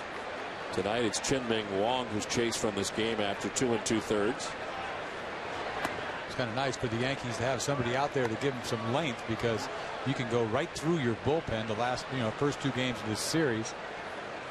But then again, CeCe's pitching tomorrow, so you expect him to go at least 7 innings, whether he throws 150 pitches or not, because they let him just go. Ball 4 and the second walk of the night. Then J.D. Drew is collected. Also the second walk given up by Phil Hughes.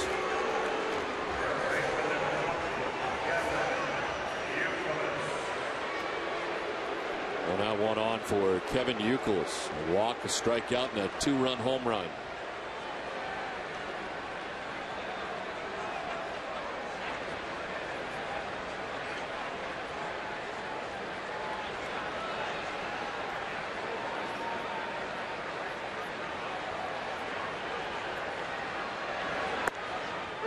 Strike 1 to Youkilis. And the 55th pitch of the night for Phil Hughes out of that Yankees pen. We got 69 pitches from Chien-Ming Wang in the 2 2/3.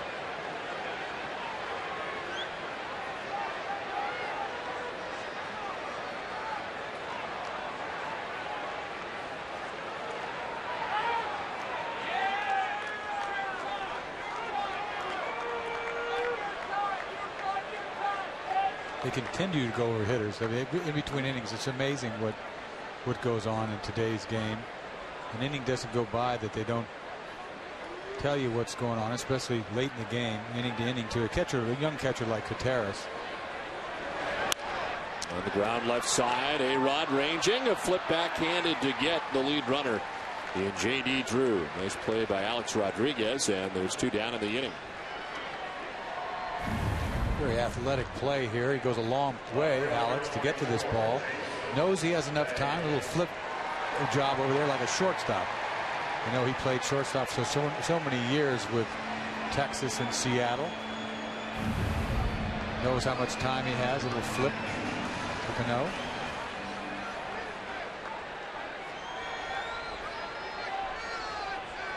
So 2 outs. Youkilis at first base, and here's Jason Bay. A single in the first. Since then, he has struck out twice as they check on Youkilis at first base.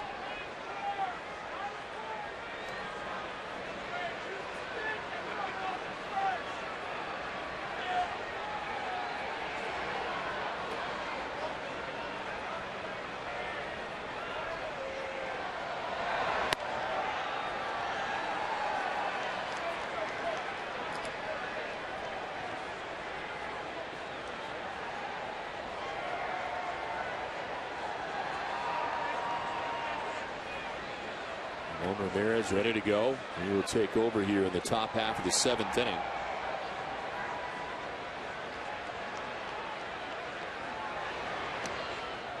Away, and it's 1-1 to Jason Bay.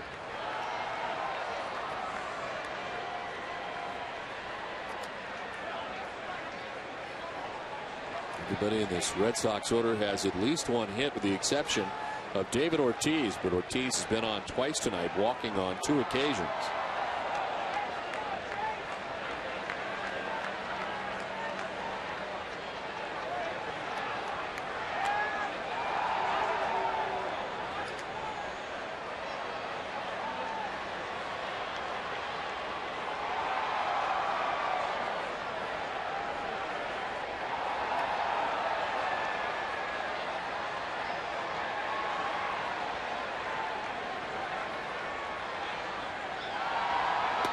Swing and a miss. 1-2 now to Bay. Good breaking ball here by Hughes, and there's 2 breaking balls in this at bat to Bay. Going straight down, this break ball down away, can't reach it. Seemed a little concerned about Youkilis. Last night he kind of tricked everybody, stole the bag. You don't see Hughes steal that much.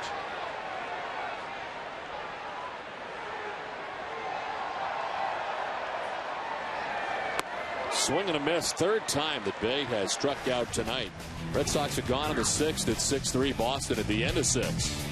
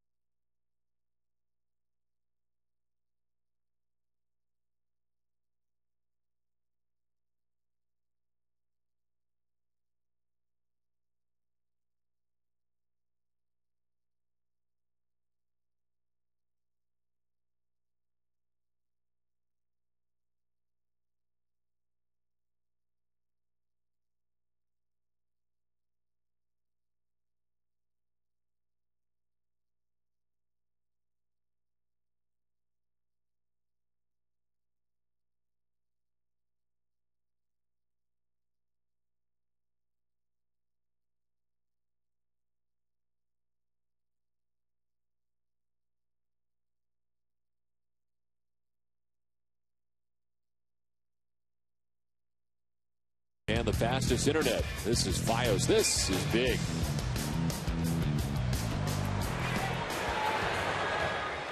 Tim Wakefield is done tonight after 6 innings. The Red Sox lead it 6-3.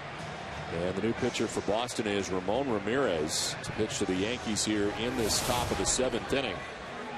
28th appearance for Ramirez of the year, a 1.27 earned run average.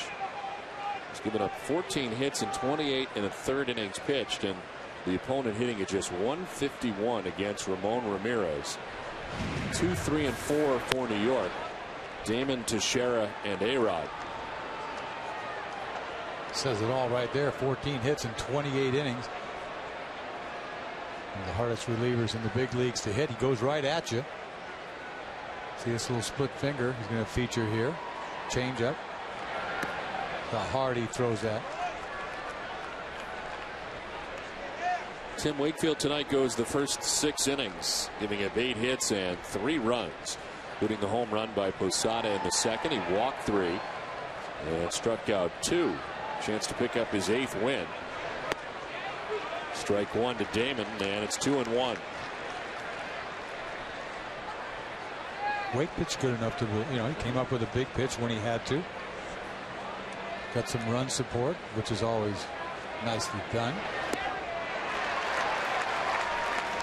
You see that 2-1 changeup. It's not a split finger. I think yeah, it is a split finger. It's going straight down. It looked like a little screwball, but hard.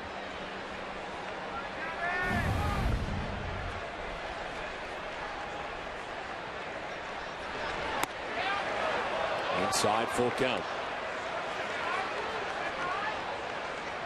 Rose has given up just 4 runs. 27 outings overall this season.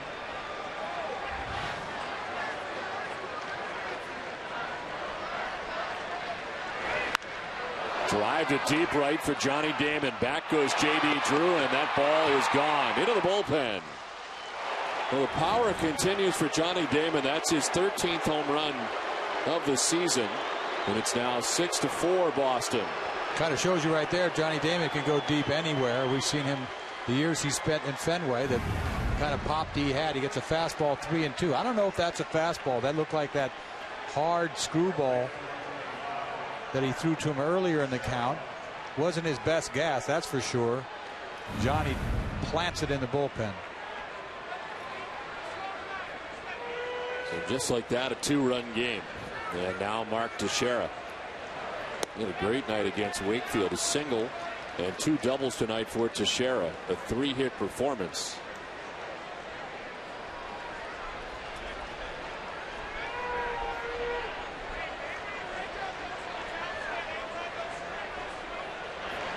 I think you're right. You said it before. You sort of had the feeling the Red Sox had a big lead in this game, and it's not been the case. Now just a 2-run game. This thing is far from over. Teixeira to deep right. Towards the corner, Drew back, and that ball is gone. The Yankees go back-to-back, Damon and Teixeira. And on his 4th hit of the night, Teixeira brings his Yankees within a run.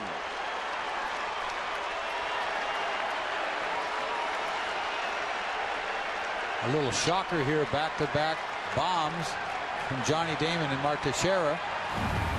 You see his 19th home run. This is a fastball. Leaves it out over the middle of the plate. Talk about it. Look at the stroke on Teixeira right there. High fly ball down the right field line. Has enough to get out of here. His league-leading 19th home run of the year. Well, he just lifts things out of the ballpark.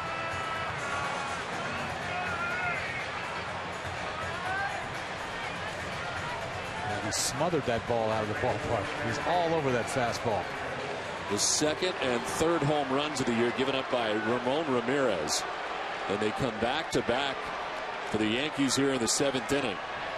And A-Rod's at the plate. I mean, this team can hurt you in a hurry.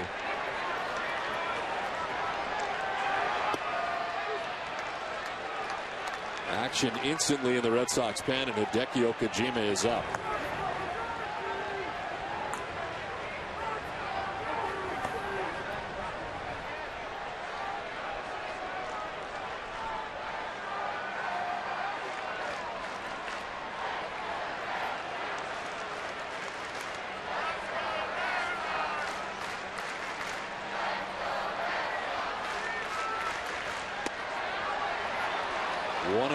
To A-Rod, who walked in the 1st inning, flied out to right in the 3rd, grounded out to first base in the 5th.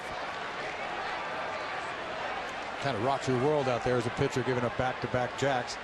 I've done it many times. You just don't want to give up another one.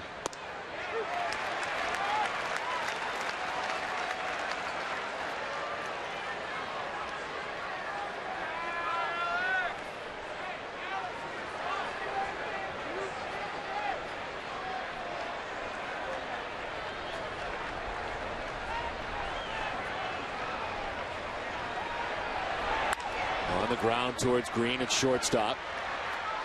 Throws out Rodriguez for the first out here in the top half of the 7th inning. Well, that'll get you going right there. You make a good pitch to A-Rod, keep the ball down. Get something out of a good effort here. Ball down and away. A-Rod tries to pull it. End of the bat. Weak ground ball to shortstop. Got to get those 2 home runs out of your brain. One out here in the 7th inning for Robinson Cano, who has popped out, flied out, grounded out. Yankees have 10 hits as he takes ball 1.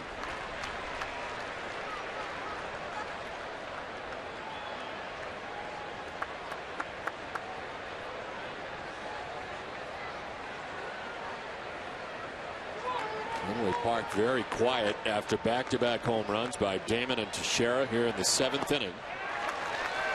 Ramirez trying to rally back here. He's ahead of Cano, 0-2.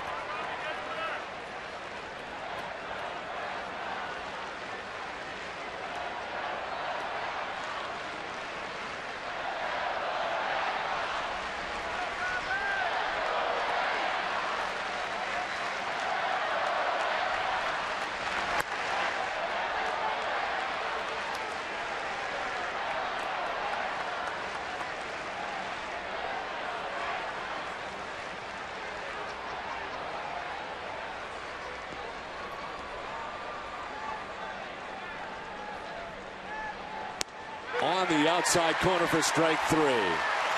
2 outs in the 7th inning. First strikeout for Ramon Ramirez. Nobody knows what, when, and where they're going to call a strike on this outside corner. This ball may be outside. He's set up outside. Looks good. You'll see this pitch up and away, I believe.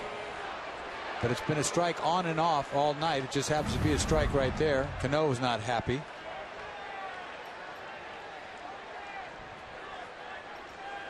Two down in this top half of the 7th inning. Jorge Posada, who has one of the 3 New York home runs tonight, hit a solo shot in the 2nd inning. Struck out in the 4th, grounded out in the 5th. And takes ball 1.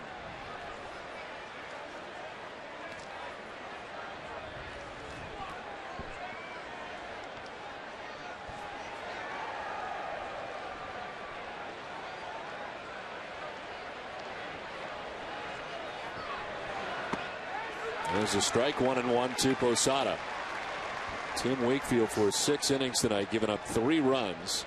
Ramon Ramirez allows back-to-back home runs to begin this inning, and gets back-to-back outs in A-Rod and Cano. Strike 2, 1-2. Everybody's questioning that outside corner tonight.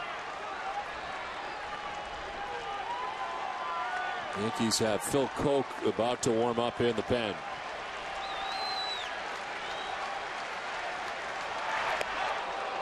Two and two.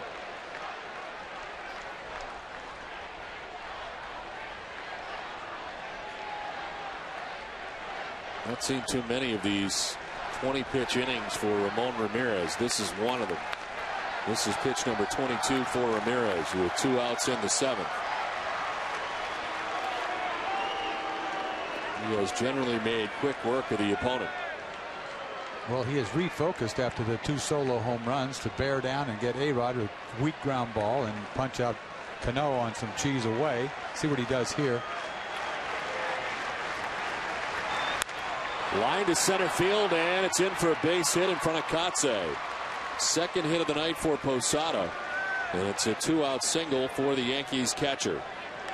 See some left-handed hitters tonight being right on the deliveries by Ramirez. See something off speed a little bit. He stays out there and goes and gets it.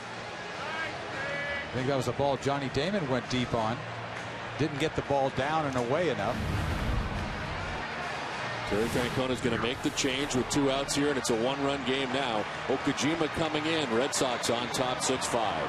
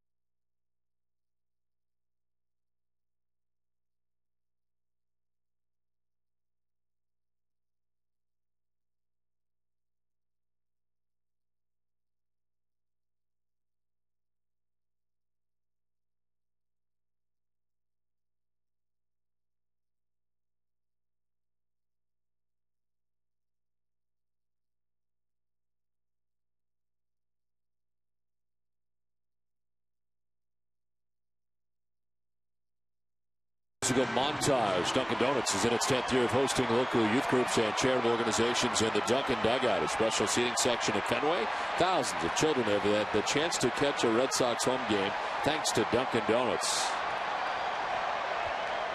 Hideki Matsui to bat with 2 outs and Jorge Posada at first base. And what now is a 1-run game.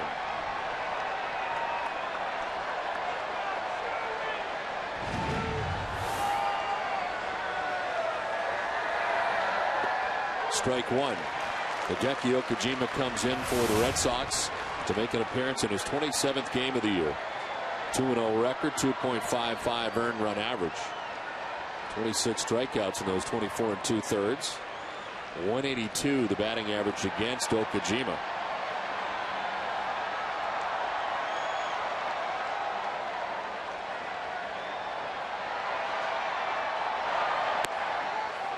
Just missing. There have been times where that pitch has been called a strike tonight. 1-1. Well, Okajima's going to find out about the corners because that's pretty much what he does. He starts them off with a breaking ball, then he throws a fastball way outside. Looks much better than that when the catcher catches it, but he's sitting way outside. Left field for Matsui to pull. Center fielder Katse, step or 2 towards right center. It's outside again. 2-1. Look at the defensive alignment for the Red Sox. Katse to right center.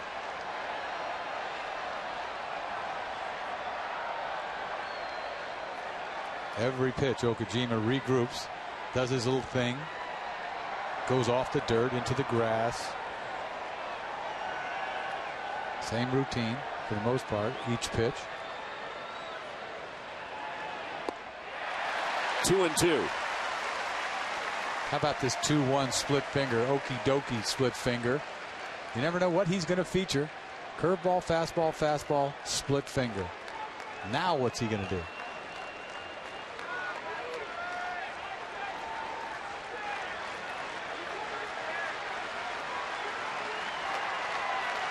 Posada at first base, 2 down in the inning.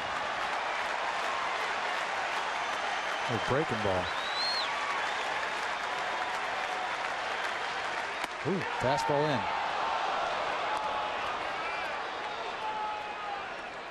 I don't know what his signs are. What's a 3? I've never seen a fastball be a 3. It's along the lines of what is that? Daisuke Matsuzaka's signs. So if I was at second base trying to relay a sign, my hitter would be all fouled up. Trouble right now. Major trouble. He'd be looking slider. He might get hit in the ribs. 3-2. Struck him out. Hideki Okajima with a big strikeout to end the top of the 7th inning. It's 6-5. Red Sox time for a Sports Desk update with Cole Wright.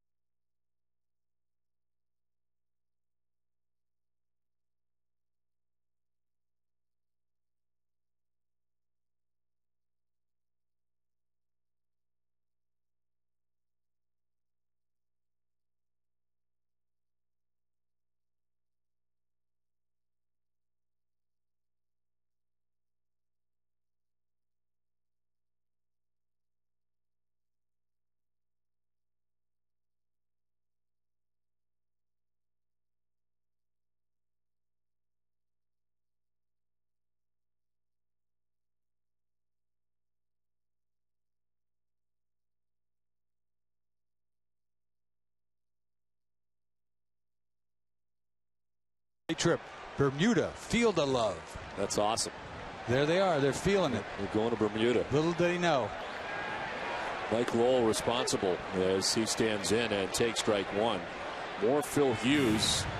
It's a one-run game now, 6-5. The Red Sox on top. Lowell, Ortiz, and Kotze here in the home half of the seventh. And you got to credit Phil Hughes for keeping his team in this game, giving them a chance to come back. After the starter tonight, Chien-Ming Wang gave him 2 2/3.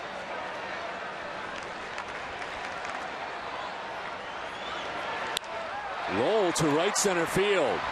On the run is Swisher. He'll dive and make the catch in right.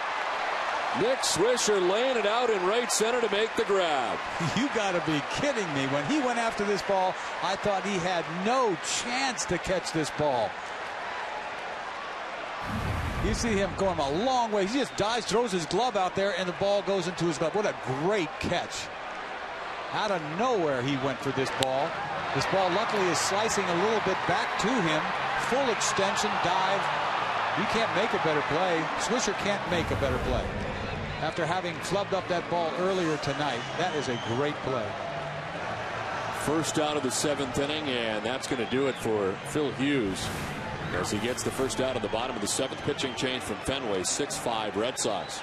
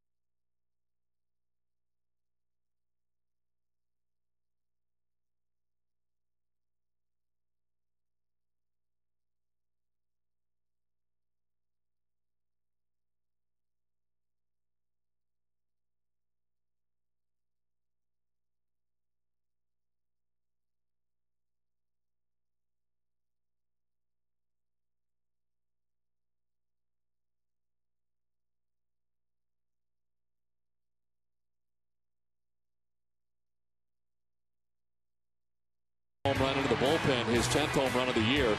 And the Red Sox led it at 6-2 at one point. But back come the Yankees. The score is 6-3. Johnny Damon hits his 13th home run of the year. Mark Teixeira would follow it up with home run number 19, league leading 19th home run. The Yankees going back-to-back against, of all people, Ramon Ramirez. It is a one-run game with one out, and David Ortiz following the first pitch back from the new Yankees pitcher. It's Phil Koch who comes on here with one out in the seventh. Koch, an appearance in his 26th game of the year. 1-3 record, 4.24 earned run average. The opponent hitting at .210 against this Yankees lefty reliever. Phil Hughes gives Joe Girardi 3 2/3. 2 hits, 2 runs, walked 2, and struck out 5, but ate up some innings. And despite the fact that the start of the last 2 nights has not gotten out of the third inning, the bullpen has done well. Cano throws out Ortiz, and there's 2 down. There is more action for New York. The right-hander Sevis is up. He's been one of the most effective relievers so far this year. Converted starter again, like most guys. But he can give you multiple innings, not just a one-inning guy. Red Sox pen busy as well. Takashi Saito.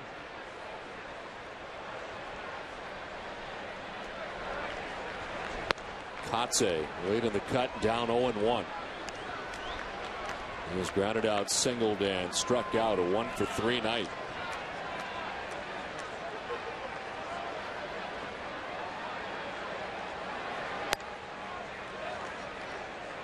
Papelbon starting to warm up as well. It's a good thing Papelbon didn't have to pitch last night. He wasn't feeling well, as it all turns out. We had the camera on him, and he was like half falling asleep, and now we know why. He had some kind of stomach problem, didn't he?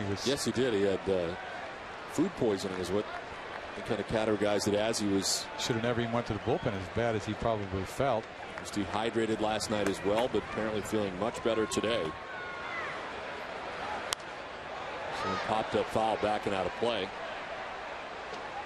And with him getting ready this early in the game, you wonder if they're thinking about more than a one-inning type scenario for Papelbon, who starts to warm up in the 7th inning. I think he's getting ready to see how he feels. Why don't you get up and throw a few balls and let us know how you feel? Because after last night, you've got to check it out. Being as sick as he was last night. And he was in the bullpen probably just to deke him. Not that they needed a deke 7-0.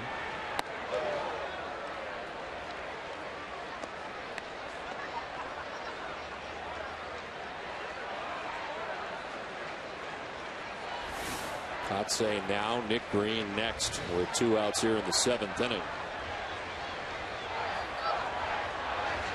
Kotze to right field. Nick Swisher on the run. He'll get there in plenty of time.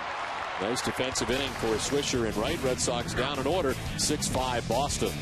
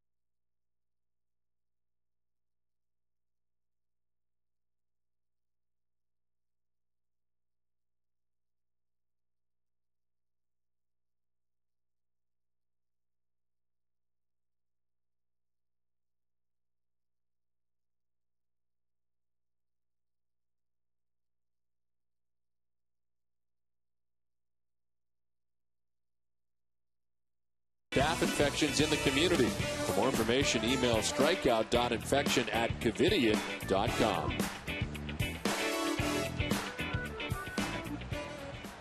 8th inning back at Fenway Park, 6-5. The Red Sox on top of the Yankees. Hideki Okajima struck out Hideki Matsui to end the 7th inning. Back out there for the 8th. At least to start it, Nick Swisher, the batter. And it's ball 1 outside. Okajima will find his way to 3-2, doesn't he? He gets 3-2 on a lot of hitters. It was a clinic that he put on against Matsui to end the last inning. Struck him out on a split finger on a 3-2 pitch.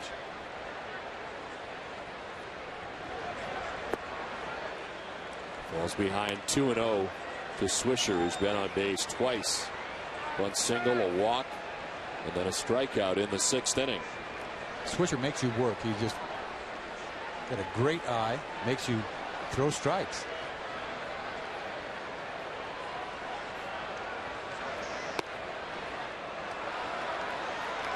3-0.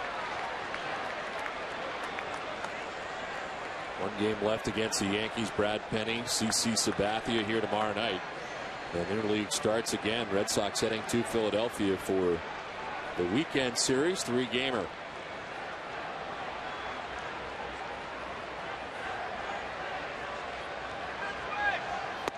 There's a strike, 3-1. You got to be careful right here. 3-1 pitch.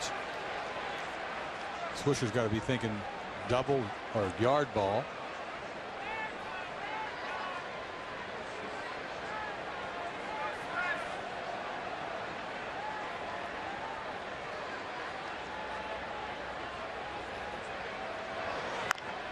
Chops it foul, full count. Oh, full count? How about that? Imagine that. It's incredible. When he gets 3-2 just to stay in shape, as they say. He can't stay in shape unless he goes 3-2.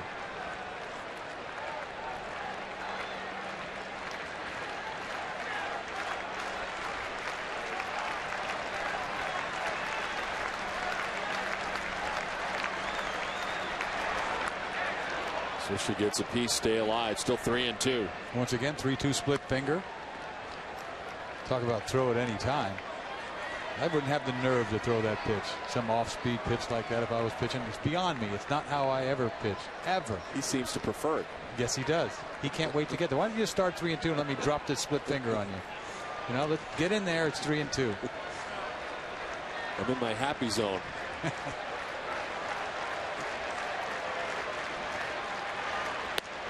Misses with ball 4. The leadoff walk for Nick Swisher to start the 8th. Catch a new episode of NESN's Comedy All-Stars Friday night at 11:30, brought to you in part by New England Chevy Dealers. Host Tommy Davidson is joined by Ira Proctor, Ty LeBeau, and Mike McRae on the show, where sports and comedy collide. Visit NESN.com now to check out clips from the show. Well, the night for Nick Swisher is over as Brett Gardner pinch runs for him at first base. Got a good guy to have off the bench at any given time. Late in the ball game, guy could steal a bag. Gardner started in center field last night as Okajima tries to keep him close. Tying run at first base for New York here in the 8th. He's got 11 stolen bases so far this year. Only been caught a couple times.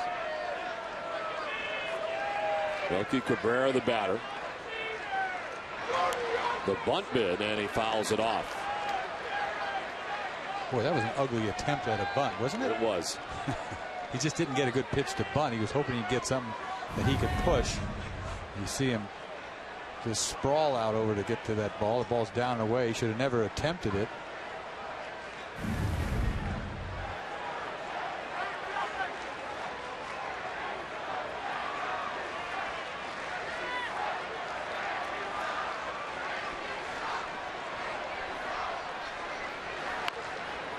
Back to the mound. Okajima spins and throws to first, and they get Gardner to second base.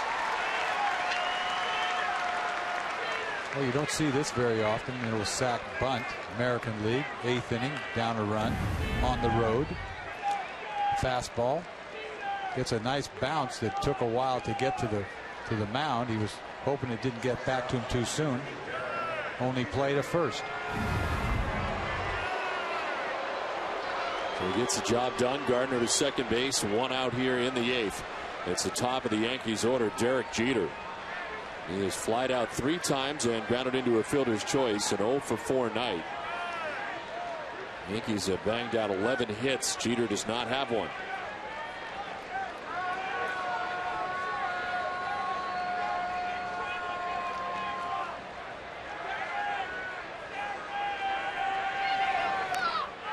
Foul tip that gets a piece of Kataris. This delivery looks just like a fastball, but it doesn't get there. A little split finger. Once again, he has that exposed. He doesn't have his gear. I mean, his shin guard's up. Initial contact there on the thigh. You don't see that very often. No, thigh like that being,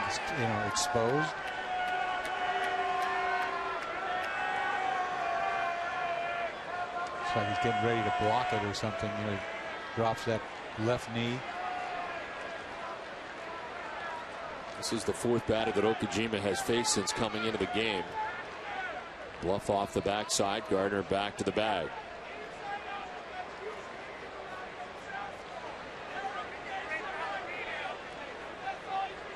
Okajima in his last outing giving up a home run to Nelson Cruz on Sunday. Ended a streak of 16 1/3 scoreless innings.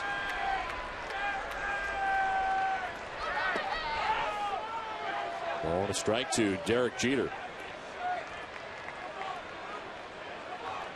Kotsay caught that ball funny the way he, don't see that very often. Looks like he's having a tough time.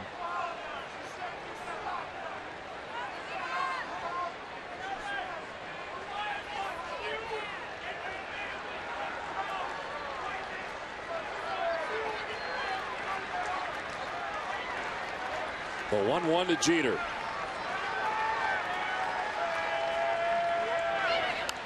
Fouls it off to the right, and it's 1-2.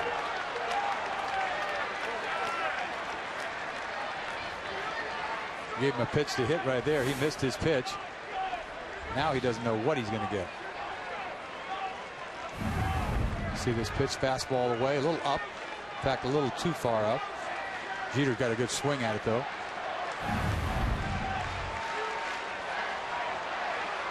Leadoff walk for Nick Swisher. Gardner runs for him. The sac bunt for Melky Cabrera. Gardner at second base, tying run in scoring position with one out. And a 1-2 to Jeter. Got him. Big strikeout for Okajima. It's the second out here in the eighth. Well, Jeter couldn't pick up this split finger like a lot of guys can't pick up off of Okajima. 1-2 splitter in the dirt. Never starts for a strike, but gets him way off balance. Making a good hitter look bad like that says a lot about his delivery. Nobody can pick it up.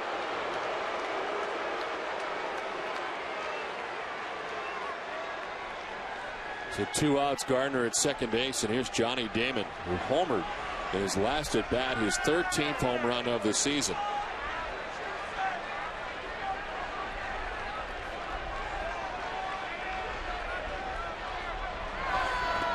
In the dirt, Qatar is able to corral it. No advance for Gardner at second base.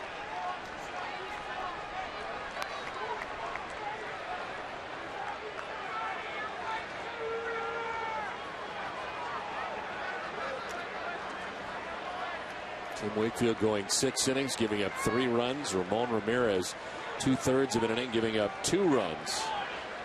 And Okajima trying to preserve this 1-run lead for the Red Sox with 2 outs in the eighth. A 1-0 to Damon. Swings through, strike one, 1-1. A lot of funny swings tonight with that split finger. You see another split finger down in the dirt. Johnny hacking at it, not even close. Must look like fastball coming in. Mark Teixeira's had a big night, 4 hits, including his 19th home run of the year.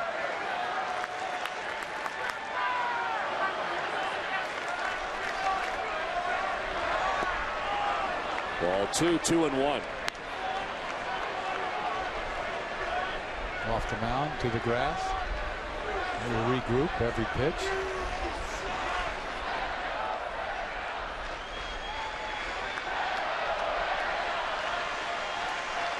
Gives the hitter enough time to think about what's he going to do.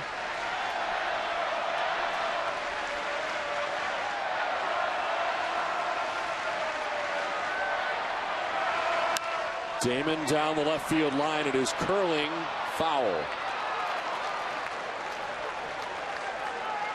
That looked like trouble when he first made contact, but it sliced down the left field line. When he gets out of the box like this, it looks like it's going to be a fair ball. You see, he slices it down the line, and he takes off out of the box. Anytime I see a hitter take off out of the box, I'm thinking it's a fair ball, but it was foul, easy foul.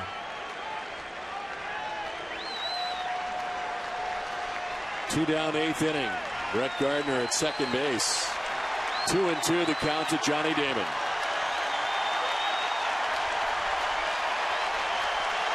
Damon and strikes out Okajima with back-to-back strikeouts. 6-5 Red Sox as we head to the bottom of the 8th.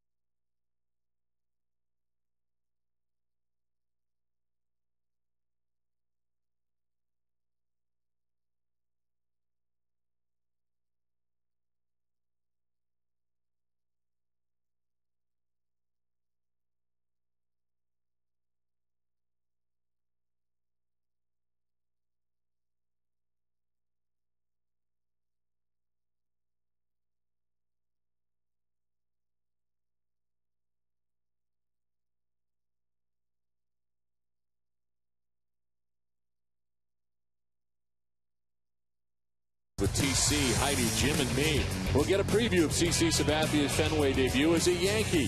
An inside look at the Yankees' improved clubhouse chemistry, plus a recap of how the Red Sox fared in this year's draft. Watch Red Sox Game Day live tomorrow at 6 only on NESN. Melky Cabrera moves from center field to right field to make room for Brett Gardner, who pinch ran for Nick Swisher. So Gardner in center now, and the new New York pitcher, the 4th of the night, is Alfredo Aceves. His 12th appearance, a 2.70 earned run average, a 4-1 record. And the opponent hitting at 221, more strikeouts than innings. Nick Green leads it off in the home half of the 8th. Red Sox trying to grab at least an insurance run here in the 8th. Aceves, he's got all the pitches. He's a starter that has a breaking ball, fastball, changeup, little sinker. Oh, breaking ball that gets away. Crowd moves with a curveball, 1-1. Well, he got out of the way of that ball so easy, didn't he? No big deal. Just duck. Green lifts a fly ball to the new center fielder. Brett Gardner is under it, and he makes the catch for the first out of the 8th. Well, some big strikeouts there for Okajima. What an outing for Okajima. You see a split finger that is going to make Derek Jeter look bad on, lunging at, ball in the dirt. And then this fastball that's going to be cut away, way outside. Johnny fishes. The Mika pitch zone is telling us that ball's way outside, but Johnny couldn't lay off.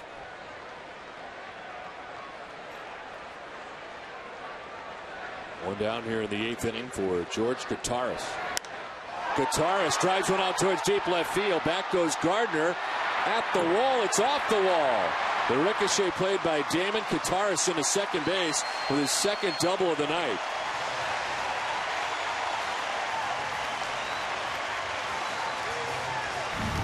You see the kind of power that Gutaris has. He gets a fastball kind of middle away and drives this ball. Didn't know he had this kind of power opposite field. This ball goes halfway up off the wall. Gardner came too close to that fence on that ball, thinking he's going to have feet on it. Not even close.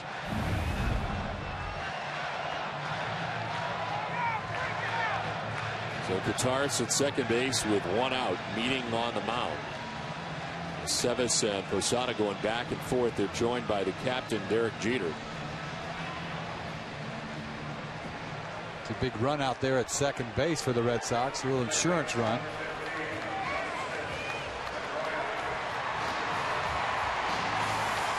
Top of the Red Sox order, Dustin Pedroia. A double back in the second inning, a 1-for-4 night.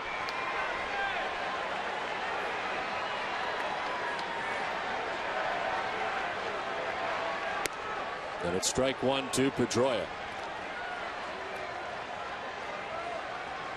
Papelbon continues to warm as he gets ready for the ninth.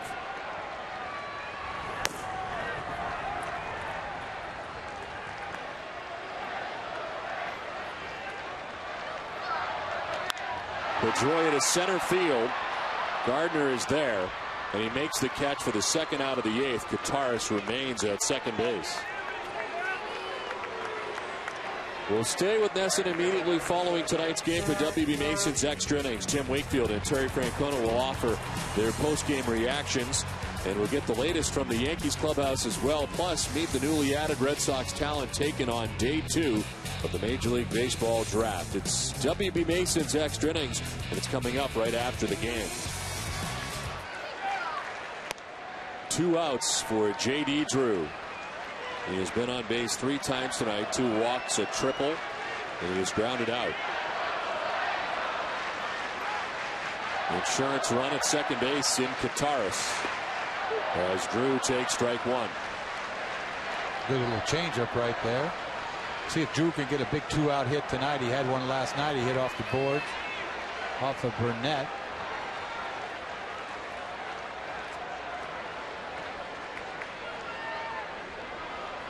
What's the confusion?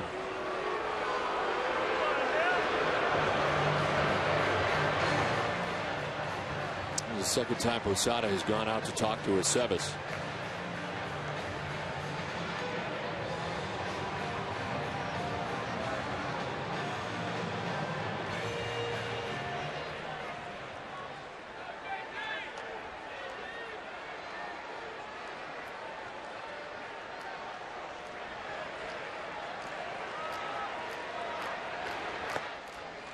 Inside ball 2, 2-1.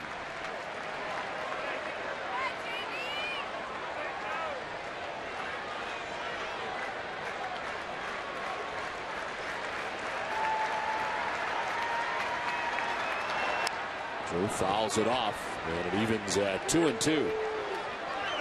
Red Sox had a 6-2 lead at one point in this contest tonight. A 1-run lead at the moment as they bat with 2 outs here in the bottom of the 8th.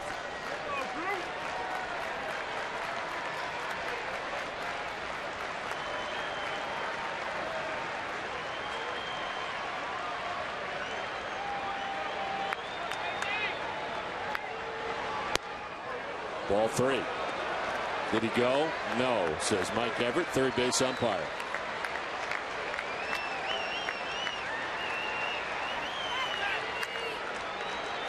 Back-to-back nights that Joe Girardi's had to get into his pen early.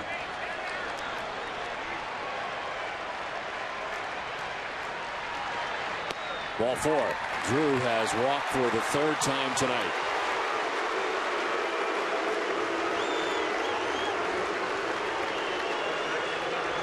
And Girardi headed out. Girardi's headed out to tell him how he wants him to pitch to Youkilis, I would believe. It's almost like he's a catcher coming out from behind the plate. He just happens to be the manager. They don't want to do. They want to make sure that he goes about getting out Youkilis because they know this is one of the toughest outs of this lineup, and I'm sure they go over it. And they have a plan. Probably hasn't changed necessarily. It depends on the pitcher.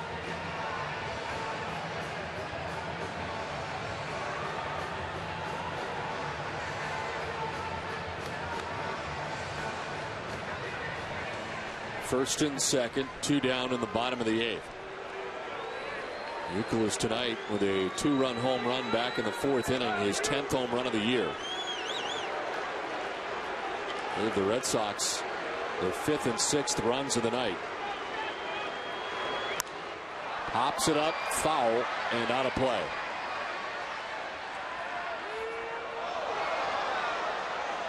Try to get in on Uke first pitch there.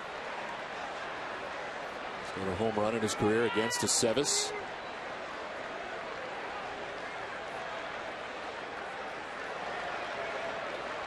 Teixeira signed by the Yankees last year as a minor league free agent. Pitched in the Mexican League. Ready with the 0-1. Back in there.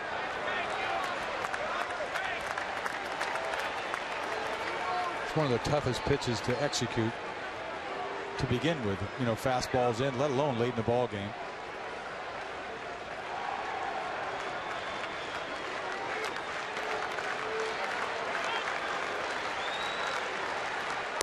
In again, and it's 2-1. 3-point kind of nodding his head again. Let's go inside again.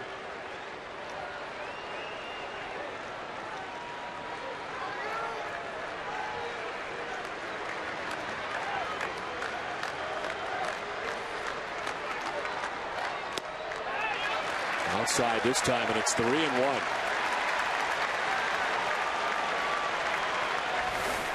Jason Bay on deck. 2 outs, 8th inning. Guitarist at second, Drew at first.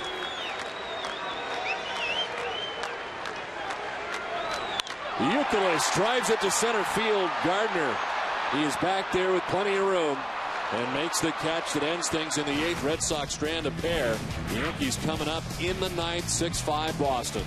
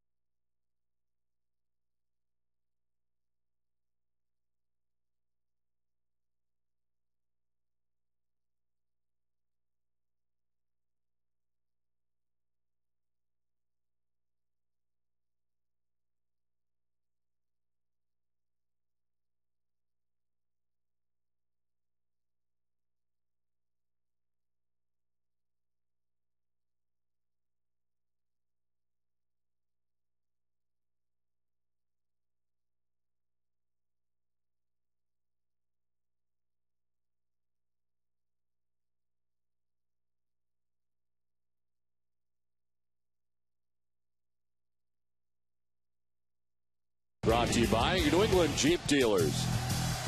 Olympia Sports, the official sporting goods retailer of the New England Sports Network. Toyota's official website for deals via Toyota.com. Citizens Bank. And by Southwest Airlines. 9th inning at Fenway Park. Red Sox on top 6-5. And Jonathan Papelbon in to try to grab the save here for the Red Sox. 14 out of 15 in save opportunities. His 25th appearance overall. The opponent hitting at .237 against Papelbon.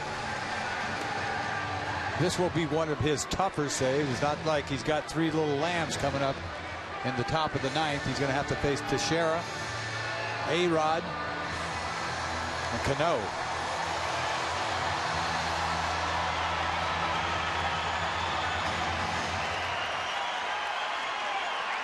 They're trying to get the attention of Teixeira. He wanted to check the ball or something because it hit the ground out there. Who knows? Teixeira's had a 4-hit night. Single, 2 doubles, a home run.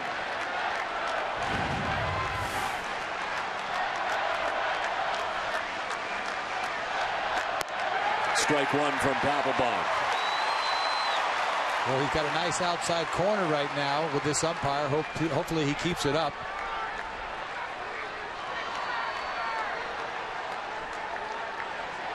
No success for Teixeira in the past against Papelbon.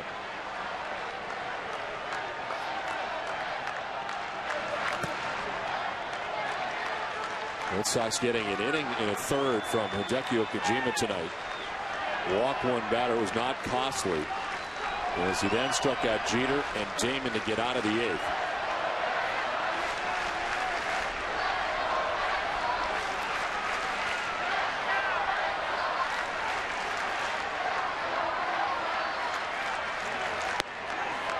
Too far outside that time, and it's 2-1.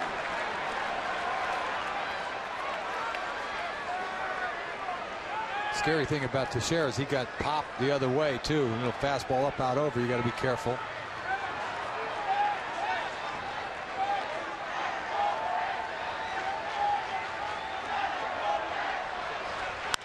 Chop to first. Youkilis handles it.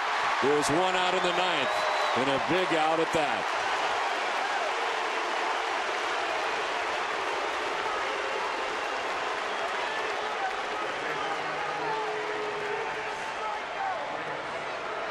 So 1 down, and A-Rod coming up. They want to check the ball. I knew they wanted to check the ball earlier. See the umpire call timeout. Mike Everett coming from third base indicating timeout. Surprised A-Rod doesn't want to check the ball. Yeah. He just throws it out.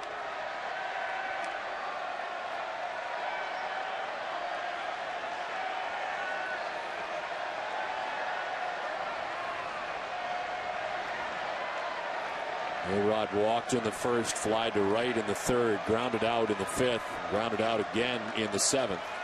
The Yankees at 11 hits. He does not have one.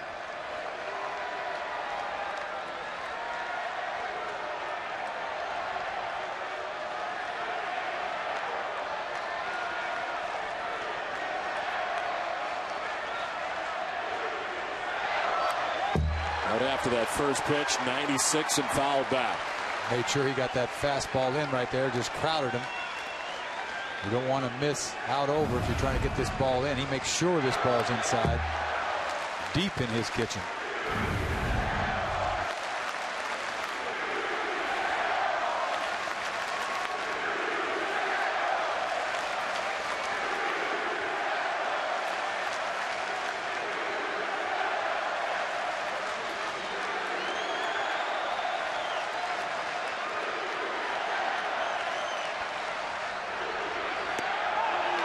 Just missing inside, a ball and a strike. Another fastball in, make sure it's not out over the plate. Ball running a little bit inside. At some point that will open up the outside part of the plate.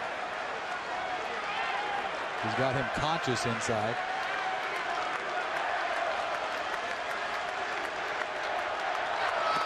Goes away and misses 2-1.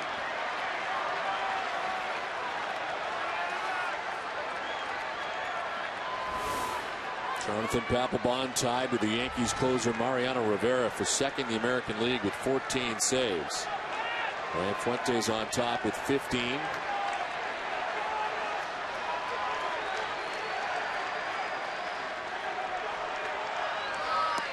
Ball 3-1. Papelbon having trouble with that slider, back-to-back sliders that don't find the strike zone. Down and away, not even close.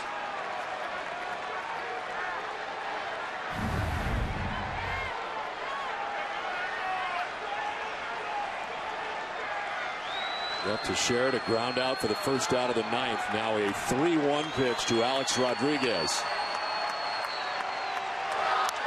Fouled off to the right, and it's a full count. Well, he beat him with this fastball, this 3-1 fastball. He's looking dead red and still beat him. Fouled it off. Fenway Park stands as one with a full count to A-Rod. 1 out, 9th inning.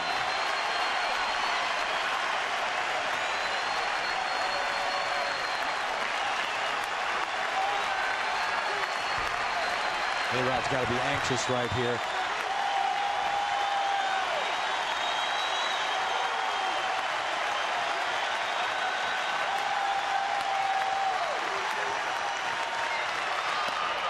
Ball 4, and he walks him. Reach back for a little extra at 98 that time, but it's the first walk allowed by Papelbon and the first base runner for the Yankees here in the 9th. Coming up after the game, stay with us for Granite City Electric's Red Sox Final, where you have a chance to be part of the show. Submit your questions to the NESN.com inbox, and Hall of Famer Jim Rice will provide the answer. Plus, TC and Jim will bring you a full wrap-up of action from around the league. Granite City Electric's Red Sox Final coming up after the game right here on NESN. Alex Rodriguez with a 1-out walk. Ramiro Pena runs for him at first base.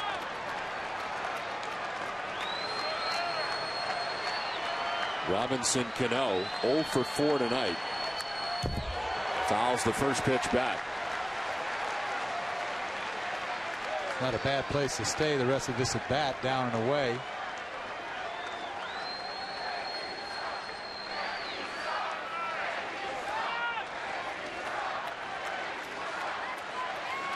They're in the pen, looking on as the Yankees trail by a run here with 1 out in the 9th.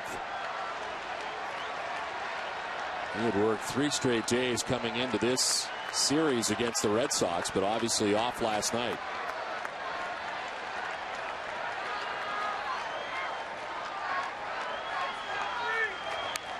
Oh, 0-2. So much for staying away. He comes in and powers a fastball right at his hands. This is a great pitch. Does not leave it out over. Ball's bearing down on Cano.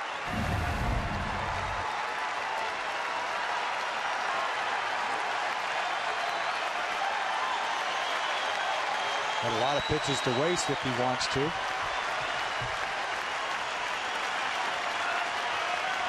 Got the good fastball tonight.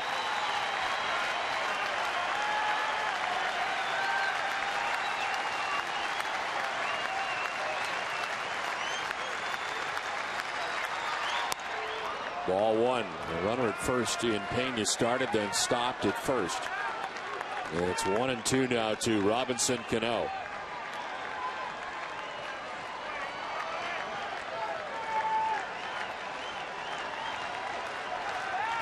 Not bad numbers against Papelbon for Cano.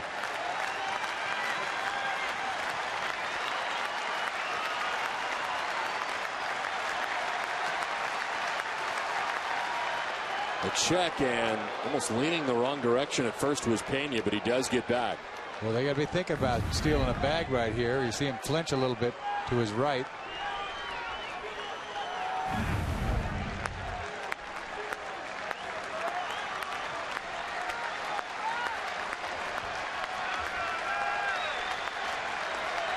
One ball, 2 strikes, 1 out, 9th inning.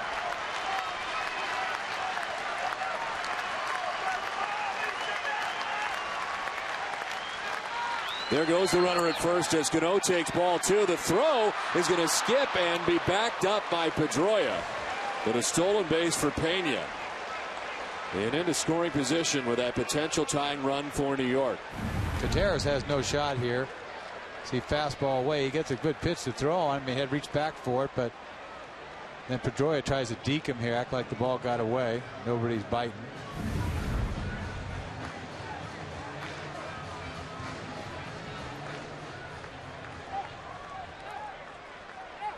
So into scoring position with 1 out. The count evens at 2-2.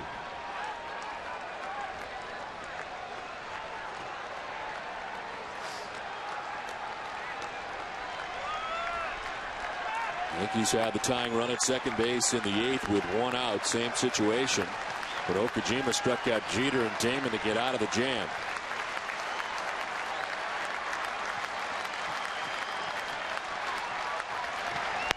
Swing and a miss, strikes out Robinson Cano for out number 2.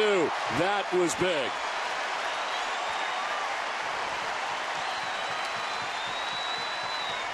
Cano's got no chance on this high fastball. He rears back and throws his belt high with some hump on it. Ball runs away, no chance.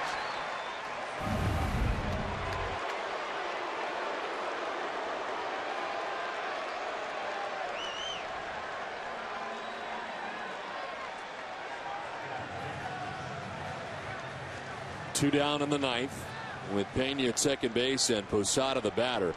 Hit a solo home run in the second inning off Tim Wakefield. Struck out in the fourth, grounded out, and then singled in the seventh. In a 2-hit night for the Yankees catcher.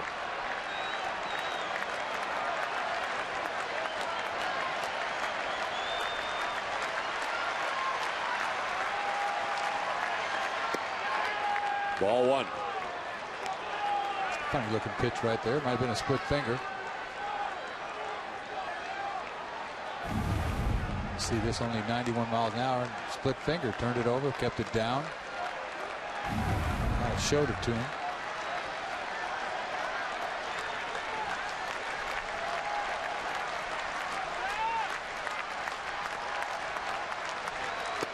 Inside ball 2, 2-0. Kind of overthrew that ball, missed location. Trying to go down and away. The ball ran all the way across the plate.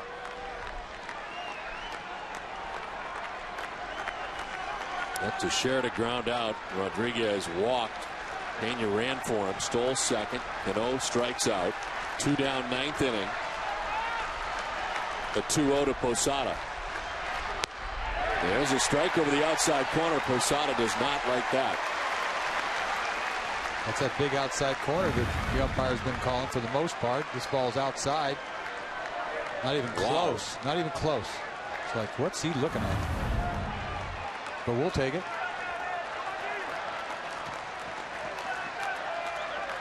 Ready for Posada to pull. Kotze a step or two towards right center.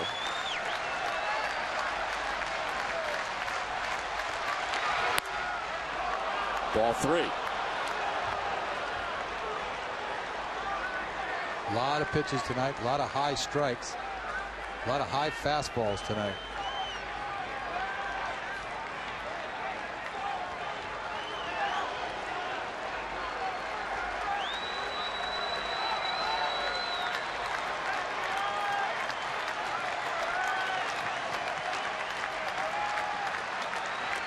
Posada grounds it foul.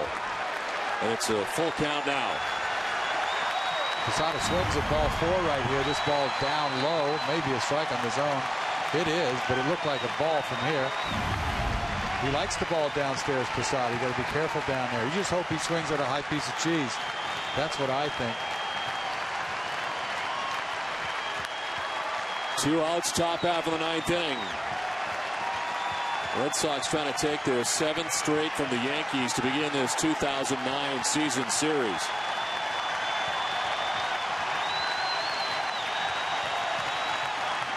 You got that big outside corner the umpire will give you. 3-2 pitch. Posada lifts a fly ball to left field. Jason Bay back at the tracks, got room, and he makes the catch. Red Sox win. Papelbon closes it for the Red Sox in the ninth. They hold on to win this one 6-5. The Yankees leaving that tying run in scoring position. Mike Lowell, part of the home run attack tonight for the Red Sox. Kevin Youkilis also with a 2.